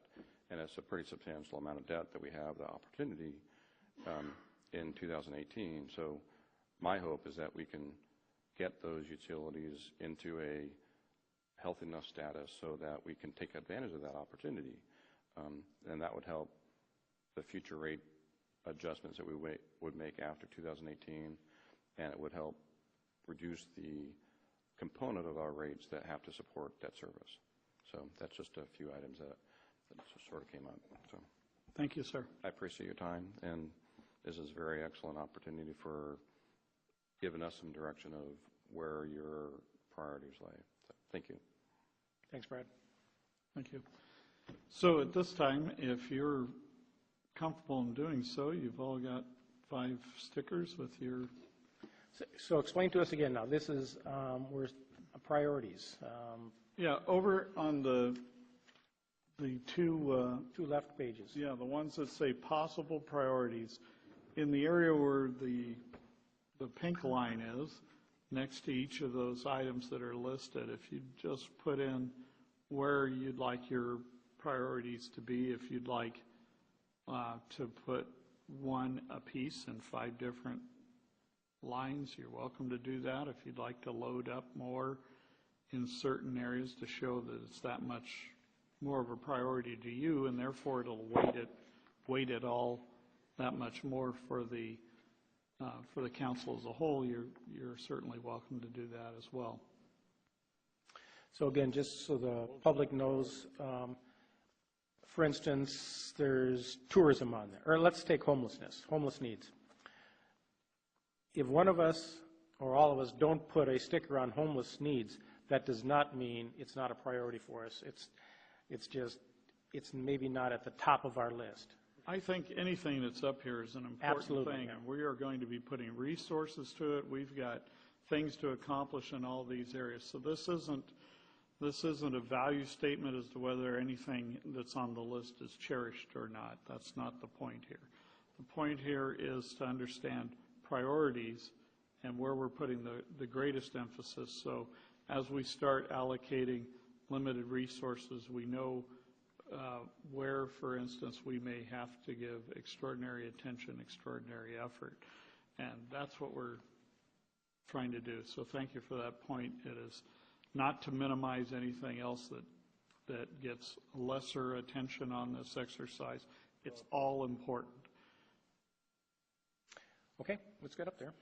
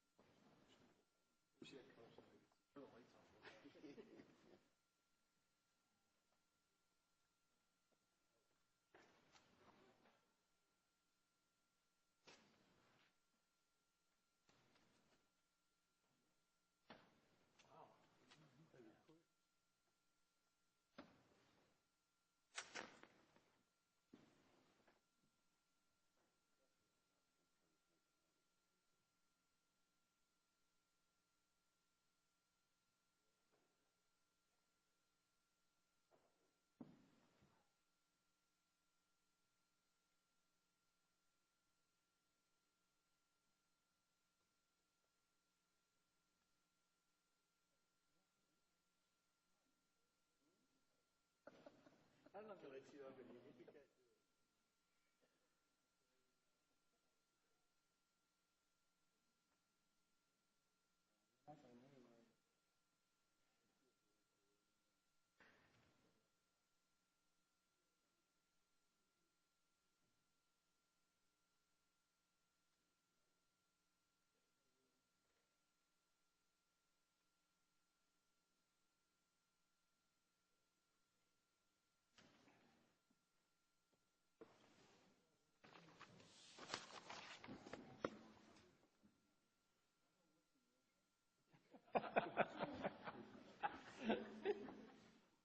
I was turquoise.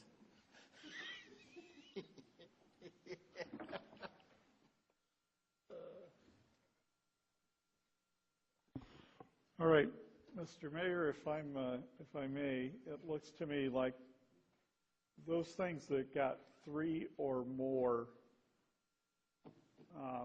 were economic development / jobs, public safety, code enforcement / graffiti, parks, and infrastructure. That sound look like the right representation? Again, a lot of other important things up there, but that list of 5 would be a good number of priorities that we're going to handle. And again, we're talking about charting this out for the coming budget cycle for the coming 2 years. We'll be going through that process again, and but we do need to then, so that we understand exactly how that translates to what are the things we want to do and accomplish. That's what's important for us to pick up and talk about from here.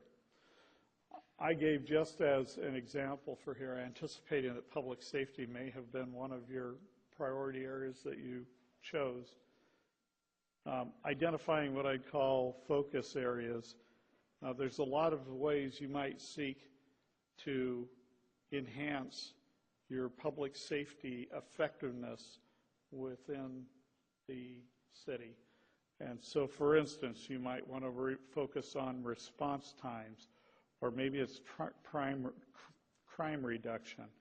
Maybe it's ensuring that the crews have the proper tools and equipment.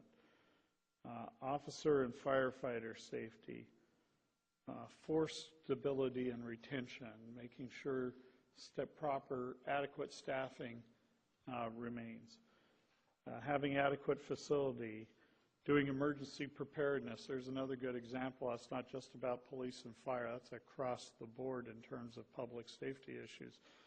Public works, public utilities, finance, all of our functions play critical roles in emergency preparedness. Patrick, cameras, body cameras or auto cameras, are they under equipment? Yeah, I would probably put those under proper tools and equipment. Okay. And so I just sort of laid out, here are some lists. We could list more, and then from there, looking ahead, then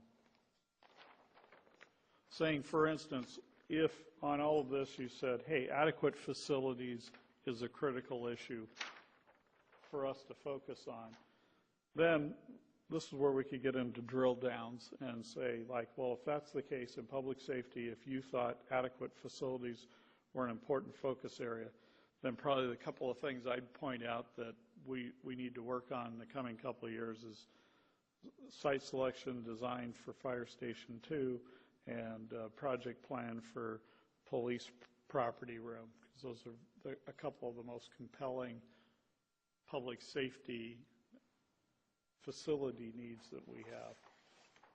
But with these 5, maybe we can go through and do some work on those sorts of things. Maybe you have particular focus areas within these topics, within these priorities that you'd like to focus on. Councilman Vega. Patrick, a couple of questions that I have had people ask since the last meeting. Okay, is one of the goals is to put a new fire station, possibly police.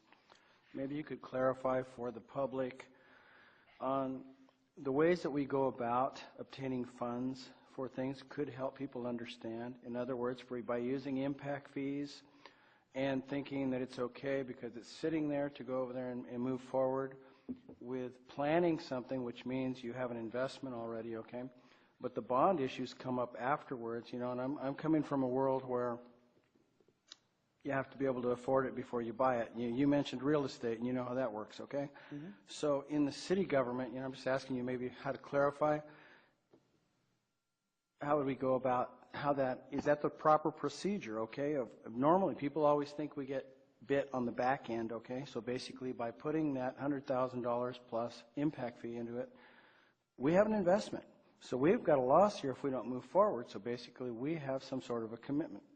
That was one of my questions. No, that's a great question, particularly as it relates to impact fees. I think, first of all, my basic premise on any sort of fee, my basic philosophy, if you will, if we're talking about city fees, whether we're talking impact fees or other taxes or other charges for services, I think it's important everybody pays their fair share. Pretty simple concept, but sometimes it gets more complex in the implementation. So you're pointing out, and I think impact fees are a good example of this. We have to look at things sometimes and separate between, for instance, if we have an enhancement that needs to be done with the wastewater plant, some of that need will come about at some time in the future because of new homes being built, new businesses coming to town. The expansion and growth of the city will guide some of that. Likewise, there might be other things like regulatory changes, or just that we have aging infrastructure that needs to be replaced, or the process has new technology that can improve our existing processes. So weighing the impacts of new development against enhancements being done for existing services and existing customers, it's important to understand and differentiate that as we go to raise funds. Because for existing customers, we have to come about that money through rates. And for new customers coming on, we want to get that through impact fees. If we're doing our job in an ideal world from a financial standpoint, is it possible to avoid any debt altogether to accomplish that? Yeah, it can if you're collecting adequate rates as you go along to have as a sinking fund for replacement infrastructure or upgrades in process and technology. If you have that much extra that you're putting into reserves where you pay cash for that thing, it'd be great. Likewise, if you've had great foresight and you've properly allocated your impact fees to new development, you can build that up and you can pay cash then for everything between those two sources. In most cases and in most communities, it doesn't quite work that way. We don't anticipate necessarily far enough in advance or accurately enough what the growth patterns and growth rates are going to be with the city, or what new regulatory requirements are going to be around the corner with the next administration. So we haven't always been able to anticipate that, and when that happens, where we find, hey, we're in a need where we need new infrastructure, we may have some money that's built up from an impact fee for new development. We may have some money built up because we've been setting aside reserves anticipating additional investments to be able to be made. We may have anticipated some of that and not all of that. And to the extent that there's a deficit, that's where we have to issue bonds. So then we go out and we issue debt. I personally like to avoid debt. I think organizationally we'd like to avoid debt. Sometimes we can't necessarily avoid that. So when we do, it's important, even if we're going to a debt model, that we once again are attributing those proportional expenses to existing customers versus new customers, and that's attributed to new development. In the case right now is presenting us with the fire station, for instance. We do have some impact fees that we've laid out for fire, but we haven't always collected as aggressively or set those impact fees right where we'd need them, knowing what we know today about what our needs are.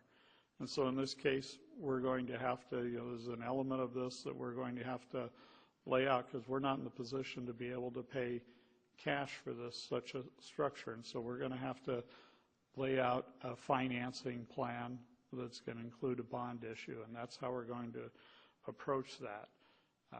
To make those decisions, the tough decisions that you ultimately will have to make is weighing, well, what's the advantage and cost of going ahead and building something and issuing bonds for that versus not doing that?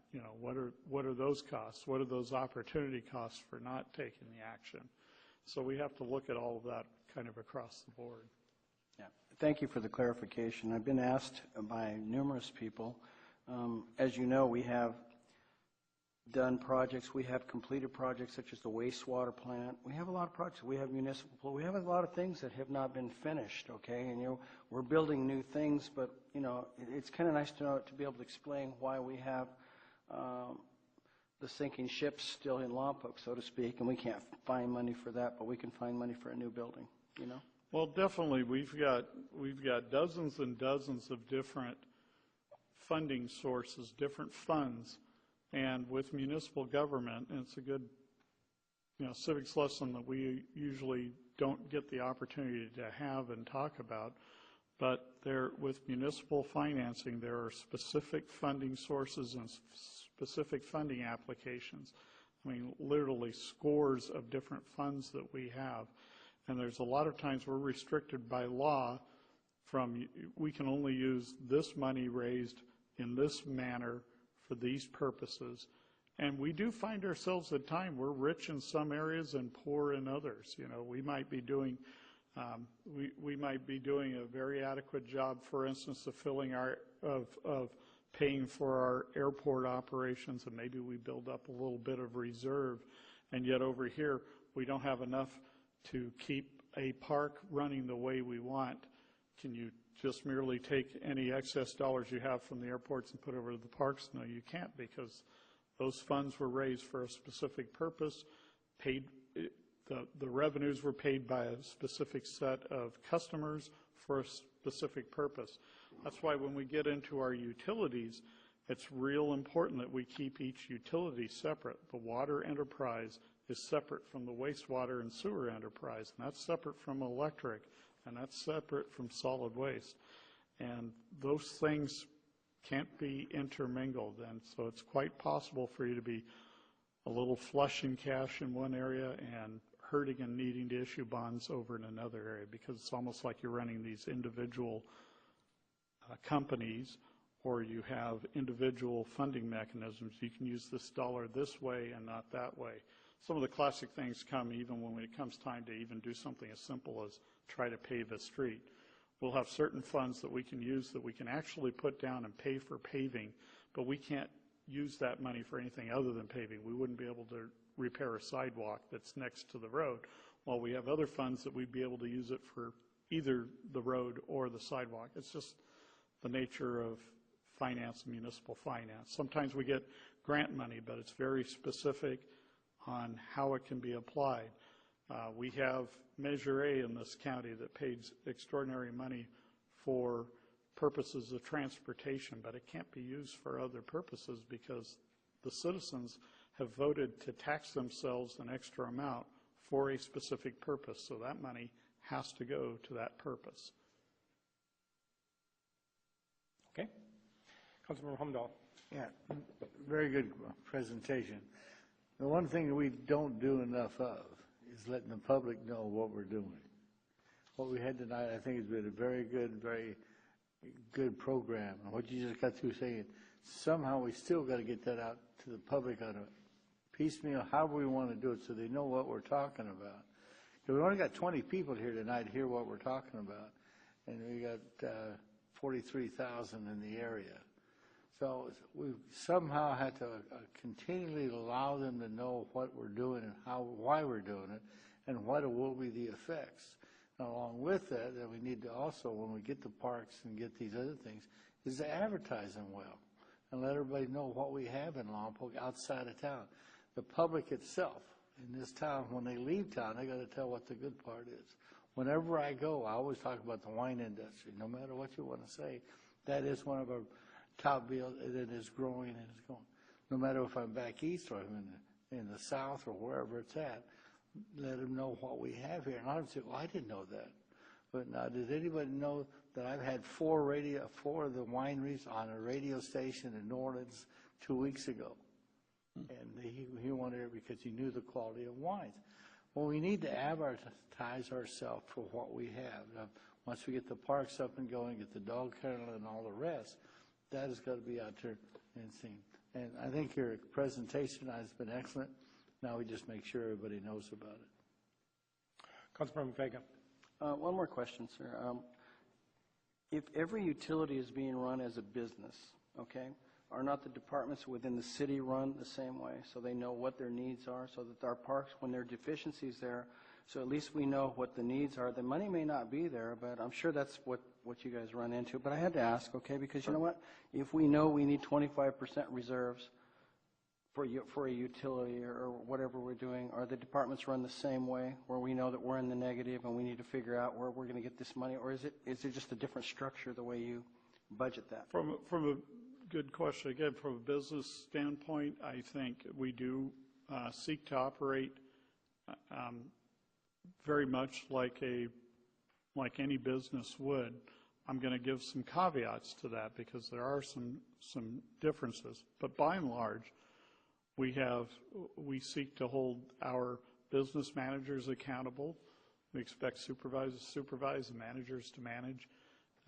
We have you'll be seeing in our budget presentations that every business functional area has metrics that they need to conform to. That is, they have efficiency models. They have, in other words, we don't grab our budgeting out of the air as much as we develop what our business plan is based upon our expectations of workload and how efficiently those should be run.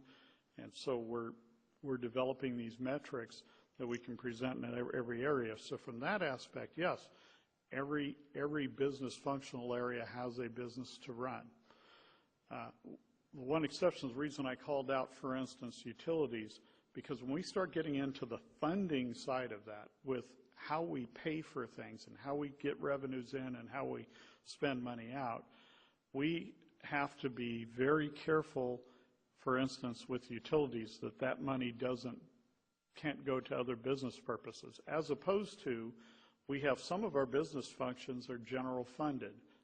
Our general fund pays for them. Our police operations, our firefighters, a good portion of their budgets on parks, fire, police come out of general fund sources. They'll have other sources and other ways they get some revenue as well, but lion's share, it's coming out of general fund. And general fund is money that you get from traditional tax and other revenue sources, from property tax, sales tax, business tax. You get these sources, and you are able to move money from one business to another. If we need to take money out of our, the portion of the general fund that we've attributed to police, for instance, and put it over into some parks, we have the ability to do that with that money. We don't have the ability to do that with proprietary funds that specifically highlight the specific use where it needs to be used. And sometimes within a business unit, we even have certain funds that have to be used a certain way. We can't charge one customer extra money to pay for another, to subsidize another customer's needs or services. That we're restricted from doing that. So it even gets within the business unit, it gets difficult. Now there are some ways that from a practical standpoint that when we run our business units like business, it's not necessarily always like the private sector, and sometimes people will criticize us because, well, you're not running, telling us, well, you wouldn't survive in the private sector that way. I've had as much experience in the private sector as I have in the public sector, and I've had the experience of both, and I'd say there's a lot of times that it's the other way around, where people wouldn't necessarily survive in the public sector but can thrive quite well in the private sector. One of the reasons is when I was worked in the private sector, I could fire my customers, and that's a very important thing. When you have a customer that comes, for instance, to your restaurant and they're being unruly and untenable, and they're demanding way more than the revenue, and expenses that far exceed the revenue they can possibly bring, and they're ruining the experience for the other customers you have as well, you can elect to fire them as your customer. And we don't have that opportunity. We take everybody, and we treat everybody the same, no matter how good of a customer they're being or how poor of a customer they're being. We're compelled to keep them as customers and to treat them equitably. And that's a huge challenge, and that's a huge difference between operating private sector business and public sector. So there are differences, but we do operate as businesses. We aren't always going to operate as a private business does. don't mean to beat this to all the way to death, okay, but my point is, okay, is maybe with our standards and putting together a priority list, economic development is not just bringing in new businesses. You know, they have to have tools to work with, okay? We eat with our eyes, as we so to speak.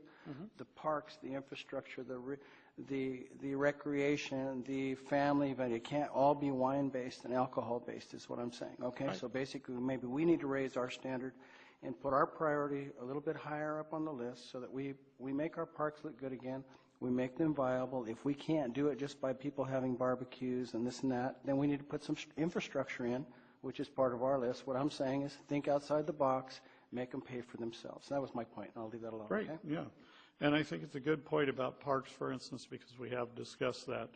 One of the things that's going to make us here in Lompoc a destination from outside the area is our parks, at least a component of our parks. And that's why some of this discussion about how important it is to pay attention with Ryan Park, because that's a park that gets a lot, you know, that its uses attract in a lot of folks from outside. And so that's, you know, that is the way you have to start looking at things and parsing those things out. It's not just making it nicer for the community, which is a good thing, but really if it's part of our overall economic development package, that can play a key component to things. So speaking of focus areas, let's go back to focus. Patrick gave us an example of one of our priorities, public safety, identified several of the possible focus areas. Does anyone not agree with one of those as focus areas? Would someone like to add some to the focus areas of public safety? Well, and by the way, I just sort of was brainstorming and listing out a lot. It's not to say, wow, we're hitting on all of these things.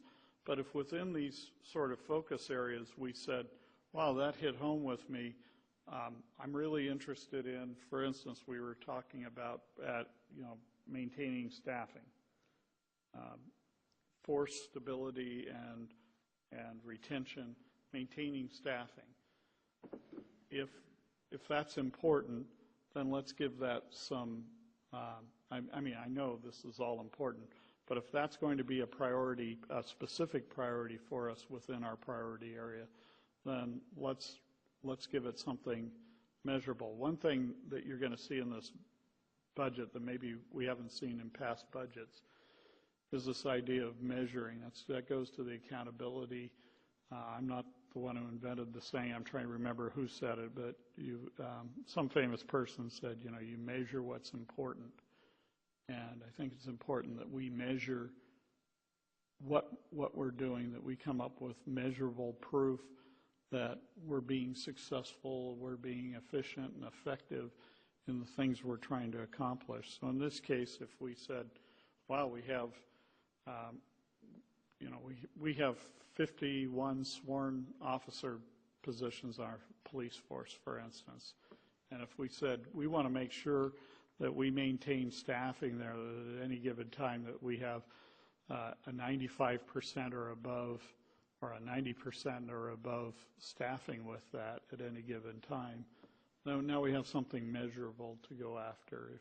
If we said, well, hey, we want to add 3 more officers out on the street by the year 2020, we want to increase from 51 to 54. We have some measurables. We have a quantity and we have a time period, and we can start working toward those things. So that's just an idea of where I'm trying to get, that once we point out and say, yeah, that one's something that rings true with me, then we need to dig a little deeper and figure out how do we want to call that out. Councilmember Starbuck.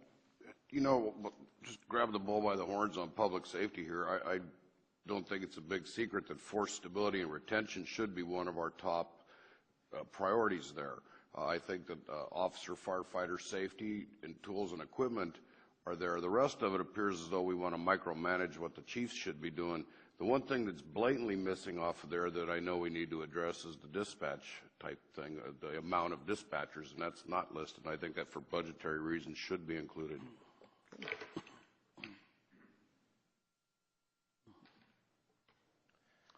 Any other thoughts? Yeah, did you want to add dispatch to that, or, okay.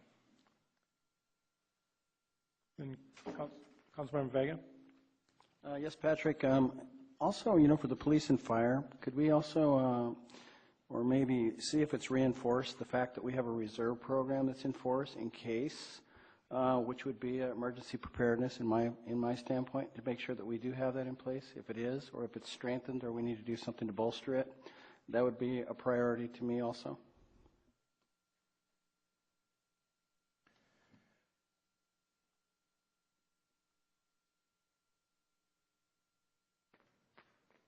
And then for myself, I think a lot of it is covered. I really want to see us make sure we focus on implementing the fire department's master plan. I think that a lot of those things in there are covered under the master plan. So I don't want to see the master plan shelved after it's done. So, I mean, implementing the 5-year, or the master plan is important to me. Well, yes, the police is in the works, but yes, master plan for both public safety agencies.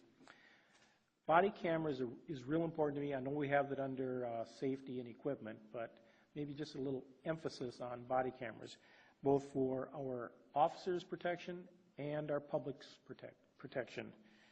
I think they're important, and they're, I think this year and the coming years are even going to be more important.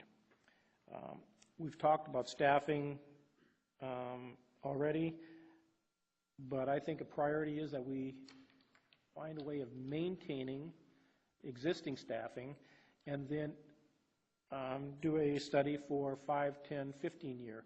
In other words,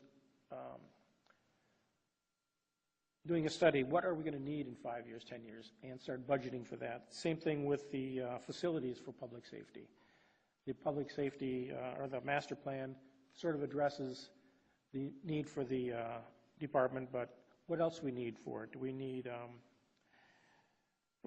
equipment? I mean, I know we have a revolving account for equipment. We are always putting away for it, but make sure that we always have a plan for the equipment. So equipment, personnel, facilities, and staffing are my focus areas that I'd like to see us focus on for public safety.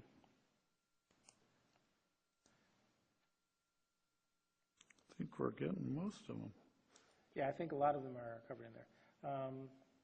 I think, training is covered under the master plan as well, I believe. Recruitment would be the studies for future staffing. So I think we've got most of those covered under there. So.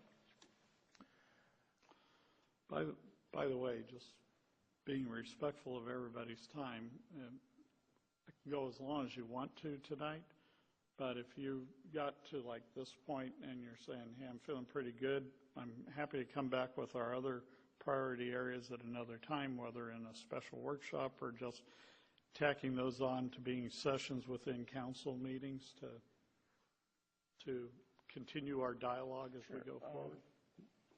Councilmember Starbuck. Just real quick, though, you would want to do this rather quickly if you're going to use these as a budget guidelines. For what I'm going, yes, indeed, but for what I'm going through with the budget right now, the most critical thing I wanted to get in hand was an understanding of your priorities. That helps me to sift through, do a first major sort of some issues as I'm making my way through the review of each department's budget submissions. And so having gotten this far was the most critical aspect for me tonight. I still want to continue on the discussion and the drill down as we go forward, and we can probably be refining that as we're having our budget discussions, not only in advance of that, but as we're having that. But like I said, I can... Well, out of respect for staff and the public, I think we should bring this thing pretty much to a close and do it another time, but that's just me. Councilmember Starbuck. Yeah, I was going to just kind of mention a different item here. It's the staff suddenly now is aware that infrastructure is going to be an item, parks, code enforcement, and economic development. I think we've already done the public safety one. Does it behoove you to work with your staff and come back to us about code enforcement, or do you want us to sit up here and try and do something right now about code enforcement? We'd be happy, and we're going to be developing in each of these cases. We'll be doing just that. But I don't want to miss out. If you have a particular area of concern or emphasis that you want to give voice to, so we make sure we're incorporating that, I'd be happy to do that, but our staff is very capable and able to come forward with action plans, if you will, and we can bring those back and run I'd like to see us go till at least 9 o'clock. I have to be on the road at 4:30, so I think I'm the one that'd like to get it done. But I'd like to see us at least start addressing economic development. That is our number one priority. So if we could spend a few minutes, and it won't be the end-all of focus areas in economic development, but I think it's something that we talk about, and I think we need to sort of address some focus areas on economic development. We've talked a little bit about them. So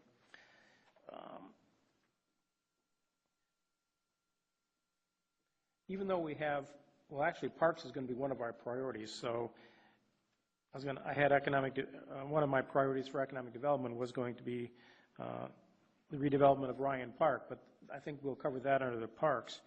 The modification of the zoning ordinance should be a real focus area for our economic development.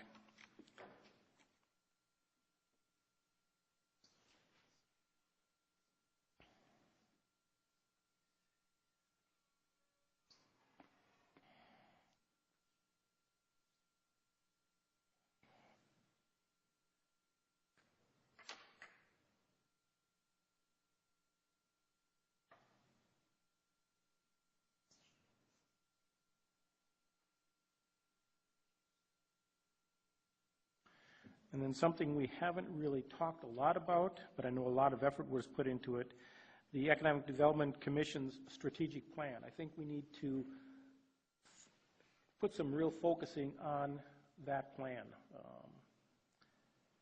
They've put a lot of time into it, and we've I don't think we've forgotten about it. We haven't really discussed it a lot, but I think we need to take some good second looks at that.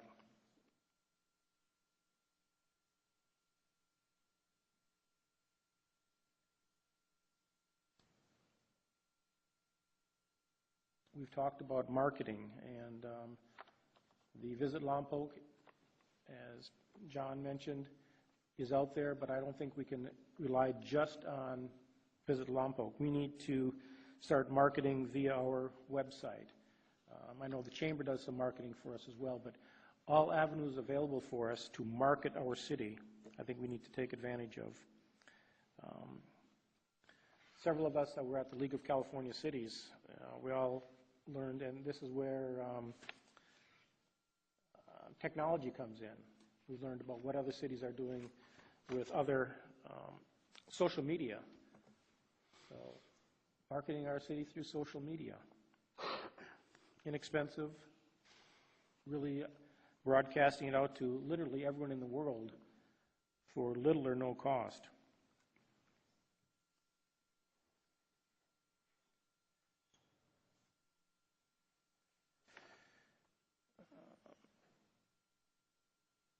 Let's see. Councilmember Starbuck. Yeah. Ms. Gallivan, just a question for you. Additional funds or money, does the Economic Development Committee require money occasionally for something that's not budgeted or unforeseen needs? I mean, what do we budget money for in our budget for economic development? Salary? I mean. Right. In fact, we will be coming forward with proposals that do support in the budget the Economic Development Committee's strategic plan and our initiatives. Some of the main areas that we're bringing forward are additional resource and staffing with a entry-level development specialist, and also recruitment, additional assistance with recruitment, retail recruitment, Assessment of financial tools, that is one of the areas that is in the strategic plan, is assessing and doing a better job of looking at funding opportunities for economic development in our community. Data management and marketing. I mean, marketing, we've heard it many times tonight. So there is budget proposals coming forward with supporting those initiatives. So I guess in the big scheme of things, you've already got it handled. You don't need a council to put it down here on paper for you then. Well, I appreciate this opportunity to hear from council on what areas you're hearing that we need to fine tune. These are things that have not necessarily been funded in the past, and as we move forward, we want to make sure we're capturing all of the different areas of interest that you'd like to see tapped. So I'm just sharing with you some of the things I've got, but if you I guess in the big scheme of things, the question is, do you want to have Patrick write all that down, or should I just leave it amongst you two to talk about? I think we can coordinate. Thank you. Also, it's sort of covered by marketing, but I think these are focus on marketing, but then an extra emphasis on focusing for, we've soon to be developed our business industrial park. We're talking about economic development jobs. This is an opportunity for us to, I don't know how I know it's a private enterprise, maybe can we jointly market our industrial business park somehow with the private developer? Let's investigate that, but maybe, like I say, joint marketing with them. Promotion's good. One other aspect that I will mention that we put in here is also some additional resources for data management and data mining. We've talked a lot about tourism and all the special events our city has, but we still need to answer the question, is this event, how many people is it drawing to our community? And when we think about events that will be asked to sponsor as a city, is that going to be one of the factors, their economic impact? Right now, we're able to gather aggregate data on a monthly basis through TOT, but we're not able to pinpoint this weekend, the impact of this event. This is what happened in our community. So those are other things that we're trying to, and also comparisons on how we're doing to the communities surrounding us. We did a survey before we did our economic strategic plan and workshop, and through that survey, I was really struck by the fact that the perception is among our committee members, we are not doing as well as our surrounding communities when it comes to economic development, and that we are not funding it, we're not funding it well. Okay. And then, Councilmember Vega. Since we have Teresa on the hook right here, okay, part of economic development, as you know, it's part of my background, and I understand it, okay? So part of the refocus of economic development, could it not be that for every 5 or 6 things that I have a list of things that that every family needs on a daily basis? I hear this over and over again. There's only 2 or 3 here available, okay? And I'm sure you guys are looking at all of these things they're looking at, because we're talking about clothing. I've had home inspectors in the real estate business that they focus on gas heaters because they used to work for the gas company. I want to make sure that we're not just focused on one thing, you know what I mean, where we have quality clothing, we have amenities, recreation, entertainment, things that can bring other things besides bringing the third-party money in. We have to make our community happy itself. We have enough people here. We have money here. We can recirculate the same businesses over and over again and try and split the pie so many ways till we just lose people and they end up being like steelhead in the riverbed, the fish. Okay, they're gone, okay? But basically what we need to do, we're just recycling the same money. By bringing the amenities and the quality things that you and I would go out of town for, we're going to recapture some of that money that's bleeding out. So it's just a point I want to make. I'm sure you guys are looking at all of it. These are the points that I've been listening to, okay? Thank you, yeah. What retail leakage there is where we can stop and plug that, absolutely. Okay, so this is just a partial list. This is, getting going, and we'll getting the focus areas. Anything else from council? Okay, then we're going to have some more public oral communication later on, but Councilmember Starbuck. Real quick before we kind of wrap this up, I'd like to just real quickly do something with code enforcement. I think that we need to really step back, look at what we've had for years and what we've been trying to follow, and we obviously say that it's not working. I think that maybe staff, when we come back to this, we would like to maybe say something that let's work on health and safety type of code enforcement. Let's look at not writing up people for putting a fence on an easement on an 80-foot street. There's certain things. I think this is one that we've lost our grip on over the years, and we need to re-assimilate our priorities on it. So I just kind of wanted to throw that out there. I agree. Focus on code enforcement. It'll be a big one for me as well, so. Okay, written communications. Nothing. Okay, oral communications. This is the public's opportunity to speak on any item for up to 2 minutes.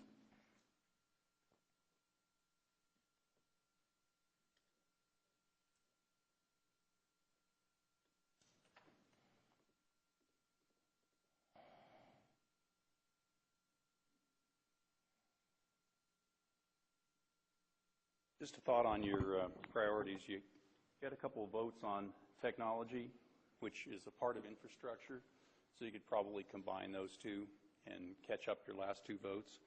I just want to talk for a moment on economic development because you know it's near and dear to my heart. I want to talk about some things that were the biggest issues over the last 4 years in bringing businesses to Lompoc. And the number one thing is the zoning ordinance, as Bob pointed out. That is something that we absolutely need to take care of, and it's going to be a difficulty with the industrial park, which is coming to us in probably July. We also have failed to pass a sign ordinance that's been bouncing around City Hall since 2005, and Councilmember Starbuck was on that committee, as was I. Also, as part of the look at infrastructure, I think we're going to have to have a bond. I don't think there's any question about it. And one of the things we need within that bond is some money set aside for an economic development revolving loan fund within the city. There is a business out there right now that could have opened, but they've expired all their capital, and they're out trying to find more, and they would qualify because they would immediately employ about 20 people, but we don't have any more money left in our revolving loan fund. The other thing I believe we probably want to take a little look at is, and it kind of fits with 2 priorities, which is a sportsplex that would allow us to capitalize on our weather, and our newer tourism improvement district could do a great deal in helping that go forward. And then needless to say, if the spaceport can come along, we need to work on that. Also, I think we're all familiar with the effort to get a sewer line put in for the hotel property. And if that revolving loan fund was in place, it could be used for those type of projects too, where there's a repayment bonded against the property that receives the benefit. Thank you. Thank you, Mr. Lane.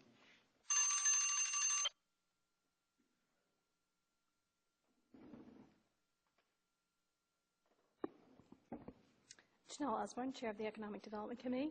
I'd like to fold into the infrastructure. I agree with John Lynn about wrapping technology into that infrastructure. Take a look at the strategic plan. One of our number 1 of our 5 priorities is the fiber optic pipeline that runs through town.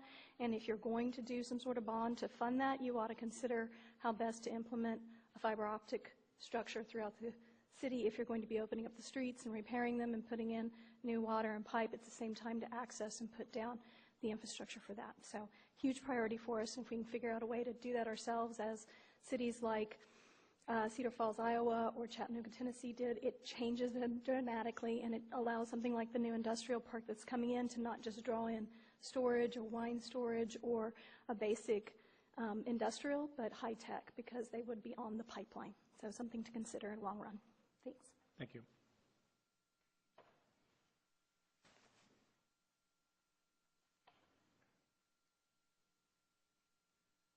Steve Pepe again. One of the issues that I raised before, and I'll raise it again, is you're operating on the assumption that you list all these priorities and they're going to get done. What you need to do is get these communicated to the boards, commissions, and committees so that they understand what the priorities are. Because I can tell you from the Economic Development Committee, we've gone before boards, commissions, in committees and economic development, that's not our issue. We're not responsible for that. So it's really important once you figure it all out and Patrick gets it all done, because when you look around the room, not all the boards, commissions, and committees are represented here. You need to get the word out to them, and so that they understand what your priorities are, and so they'll be more receptive to it. Thank you. Thank you, and that gives us a good opportunity because you realize that every one of us council members are liaisons for these commissions. I think that will be, we will make it, I believe we'll make it one of our goals to make sure that we get this information to the different committees and commissions. Thank you.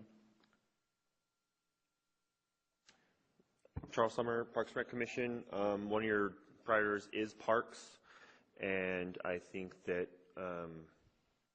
looking at the parks, either park staff is understaffed or inefficient, and it's something that you could look at and try to check in on. So I think as you move along and you want tourism, a lot of tourism will come with sports. If the fields are capable to hold events, more people come in. I know JAM has done great things at that park to bring in more people into town, and I think that having an extra staff member that works on those fields to maintain would be great. So thank you. Thank you. Anyone else?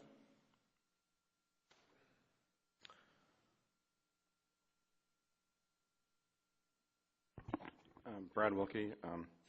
I just came back from a conference of fellow finance directors, and there was a couple things that happened at that I thought I might share with you.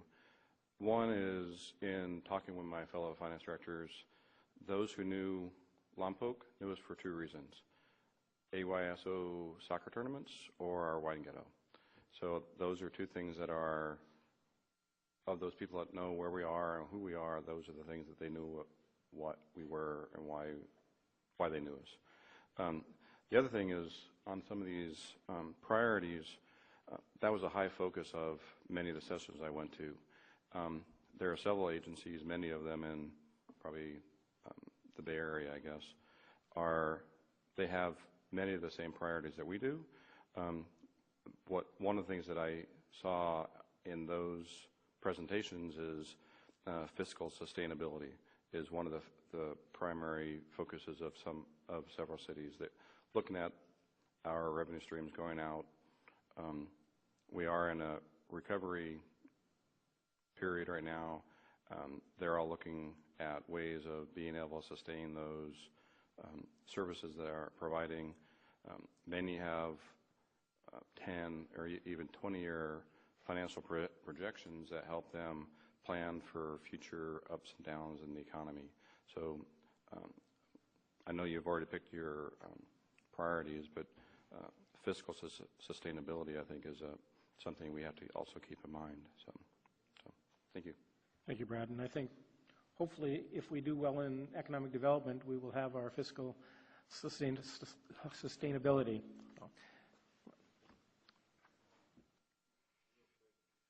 Cotty Blay again.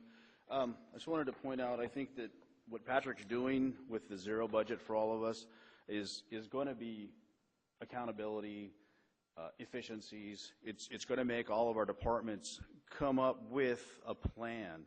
And then, like Councilman Vega was asking about parks and staff and different stuff and economic development, what's their budget, where are they coming up short? We're going to be able to develop that, because for a long time we've just been going status quo. So it's really a good idea what we're doing now. It's going to be difficult to get there, but we're going to get there. One last thing, Mr. Lynn had talked about a business that has run out of funding. They're looking for funding because we don't have any more money in another account to help them out. I would caution against some stuff like that, because if a business is already out of money before they get started, how are they going to sustain in the first couple bad months? I mean, we got to think about how we invest our money as a city also, because we have a responsibility to our citizens. So, food for thought. Good point. Anyone else? Last opportunity. Okay, seeing no one rise, we are adjourned to Lompoc City Council meeting on March 3rd at 6:30 p.m. Thank you for attending.